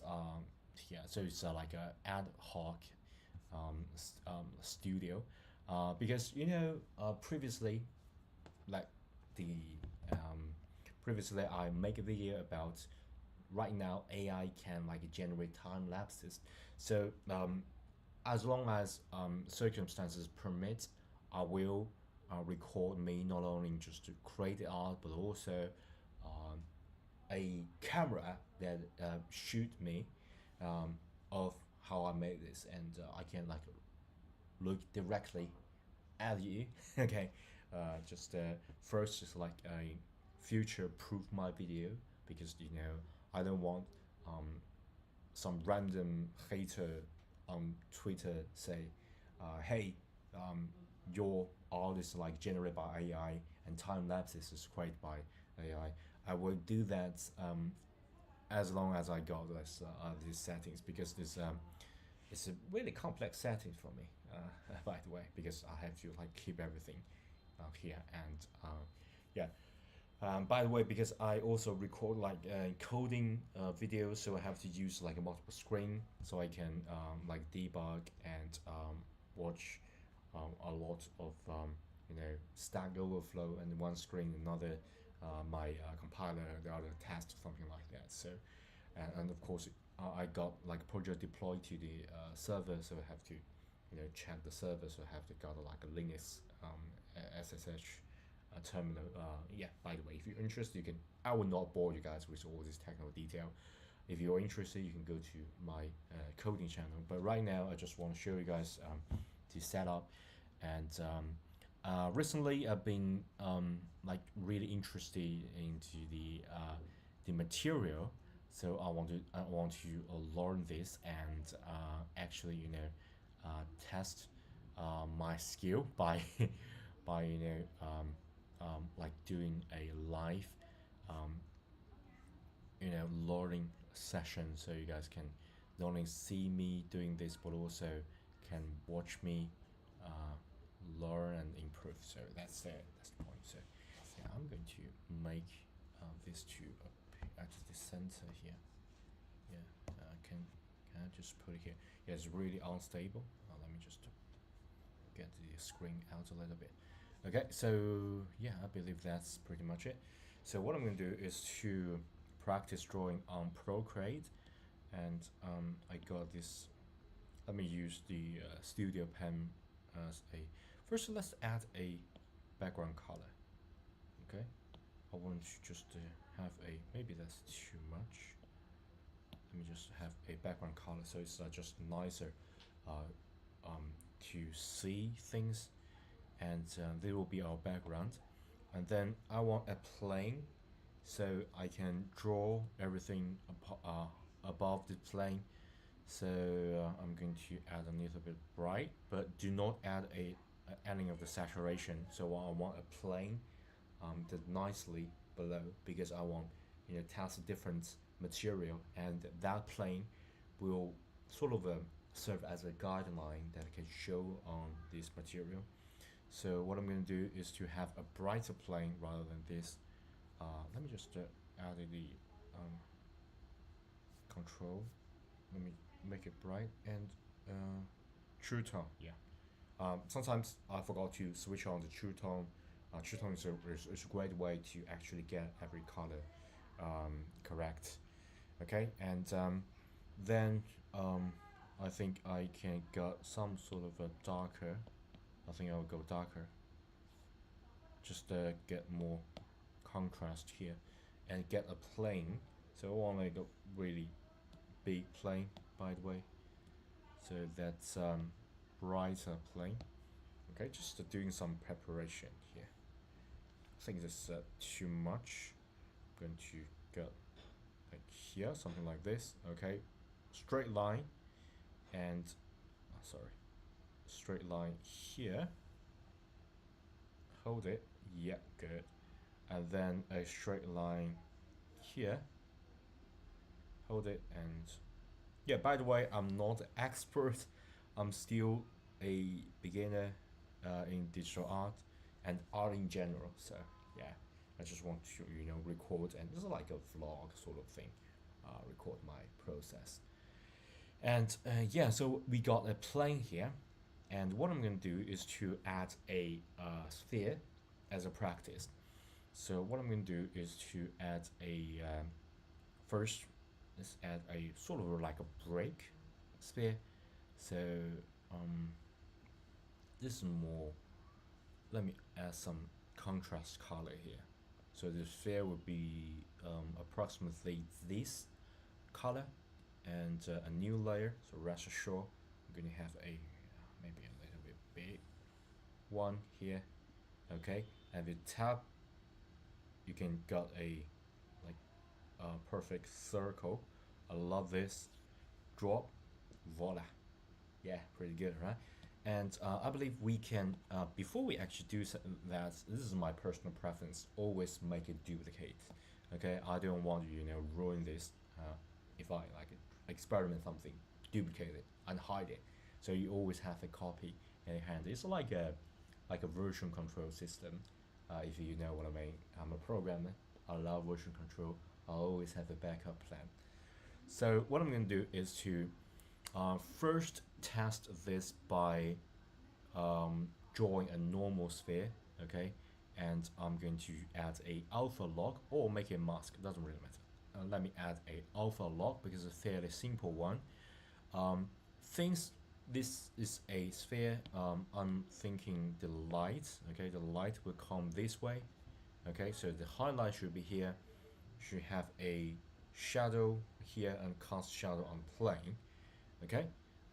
So what I'm going to do is to, since it's alpha locked, so we can have a airbrush. I'm going to have a soft brush. I try to use the default brush as much as possible, okay, as often as possible. So let me just turn it down a little bit, okay. Since we got this color here, we can just turn it a little bit down because I want it like a mix it a little bit.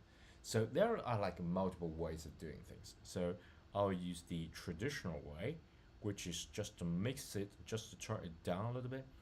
Or if you don't want like a hard darkness, you can just make it more saturated. Okay, you can make it more saturated and still can get that kind of darkness shadow, but it gives you kind of the mixture and more transparency to it. That really depends on you, by the way. So for example, if I got something like this, I can just make this size a little bit bigger. You can get this more transparent color, okay, transparent shadow. I love this. Of course, you want hard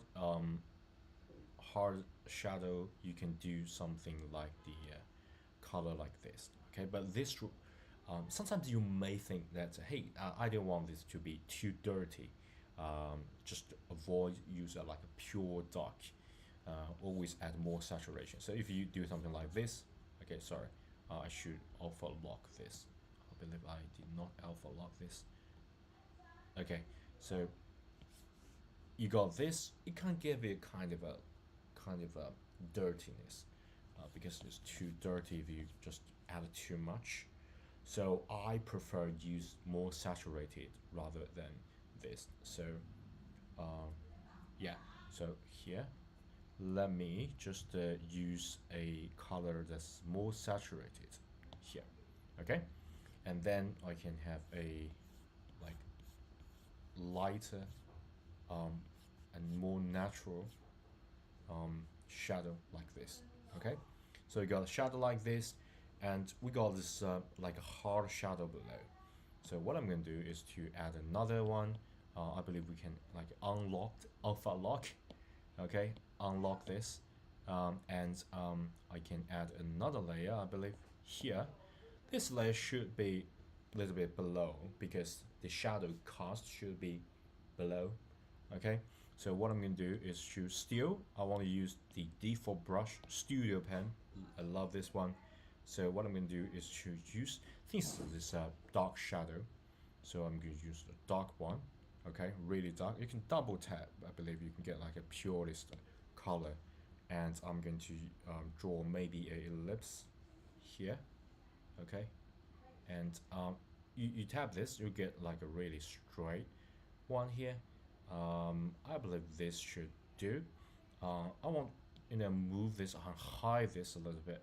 So I want move this everything just higher up a touch like this, and then I can choose this color, right, and drop the color. Okay, once you drop the color, you can hide this whole layer behind. It'll give you a really nice shadow. And yeah, I love this. I love this. And yeah, this will be our first like a normal plain vanilla sort of cube. And what I'm going to do is to add more to this. So I want to add highlight because this is just normal light and shadow and the cast shadow. I don't want this. I want more to this. So what I'm going to do is to first duplicate this because I'm so scared of making mistakes. So every time I want to do something crazy, because I'm not very good at like got some mask, something like that. So I will, then alpha lock this. Hopefully, this will work. And what I'm going to do is to change that to airbrush, soft airbrush, really soft. As you can see, I got the opacity really turned down because bright color can be so much more than you expected. Okay, that really, by the way, it really depends on the material of this cube. So I want something bright. You can color pick the color here, and if you want bright, you can just make it brighter. Of course, depending on the light. Okay, so if it's a like a cold light, you can get something like this, but it's a bright light, you can get something like this. Add a little bit of saturation, you can get some light like this. Okay, you can add more things and just be creative. You do not necessarily need to have a like a pure like white light. Okay, let me just show you. Okay, so you got this light area here. Let me add a little bit of opacity, right? That's definitely too much. And let me make it a little bit smaller. Okay, so you got somewhere here. Okay, and make it more opacity, just less opacity, but bigger the size. Okay, so just to make it more natural. Okay, and by the way, you can make another layer, and you can use the Gaussian blur. Okay, I love Gaussian blur. Sometimes I use this, so you can get more natural blending. Okay, this is just another tip. You can do that, of course. You can do that, by the way. You can do this, and you can then unhide all this part, and then make it a little bit transparent. That's like just to have multiple thing going on at the same time, and you can see through this and combine these two layers together. I sometimes use this. I just want to show you that you got like it's solving a mathematical problem. You got multiple ways of doing this. So let's undo. Of course, you can use a really like opacity, like a really low opacity but really big sized one, and then you can have a bright area here. And then of course, let me look at the recording because I want to make sure that I'm actually drawing here, because sometimes I can't see it on my iPad because it's so subtle, but the camera I can record things and make it like a smaller so I can see this result. And so you can increase the opacity but decrease just to make it like a center here to make a highlight. Okay, and of course you can decrease this but increase the size, just make like a rounded highlight, so it got more texture going on. Because light come this way, let me redraw this light. Got this ink studio pen light come this way, and got this nice light like this. And of course you can always change the light, doesn't really matter. So yeah, I got this light. Yes, pretty good. And then let's talk about a little bit about shadow part, because shadow right now it's a little bit boring. So what I'm going to do is to duplicate this shadow and hide it, because I'm going to alpha lock this. Okay, alpha lock. Right now the light come this way, but we got like a lot of reflection at this area. Sorry, at this area. So not necessarily you have to paint everything black. Okay, so the more farther away, you can get more reflection. So that's the reason why I can use airbrush, really soft one, to just make this not so dark. You can use the color, like take a reference to the color here, but also you can make it more creative because you got this like a mix-up color. Okay, you got color here and color here. So let me just make this a little bit brighter, and you can change it to a little bit, you know, like even greenish color. Doesn't really matter at this point. You can just be more creative. Just add a little bit highlight. It's not highlight, by the way. It's not. Just to add a little bit texture. I think that's maybe a little bit too much. I'm going to make it a little bit opacity just a little bit, not so big. And what I'm going to do is to add, starting from the edges, I believe. I can make it smaller, just to start from edges. Make this just to have a little bit light, a bit less too much. Little bit. Something like this. Okay. So, and add some inside, I believe.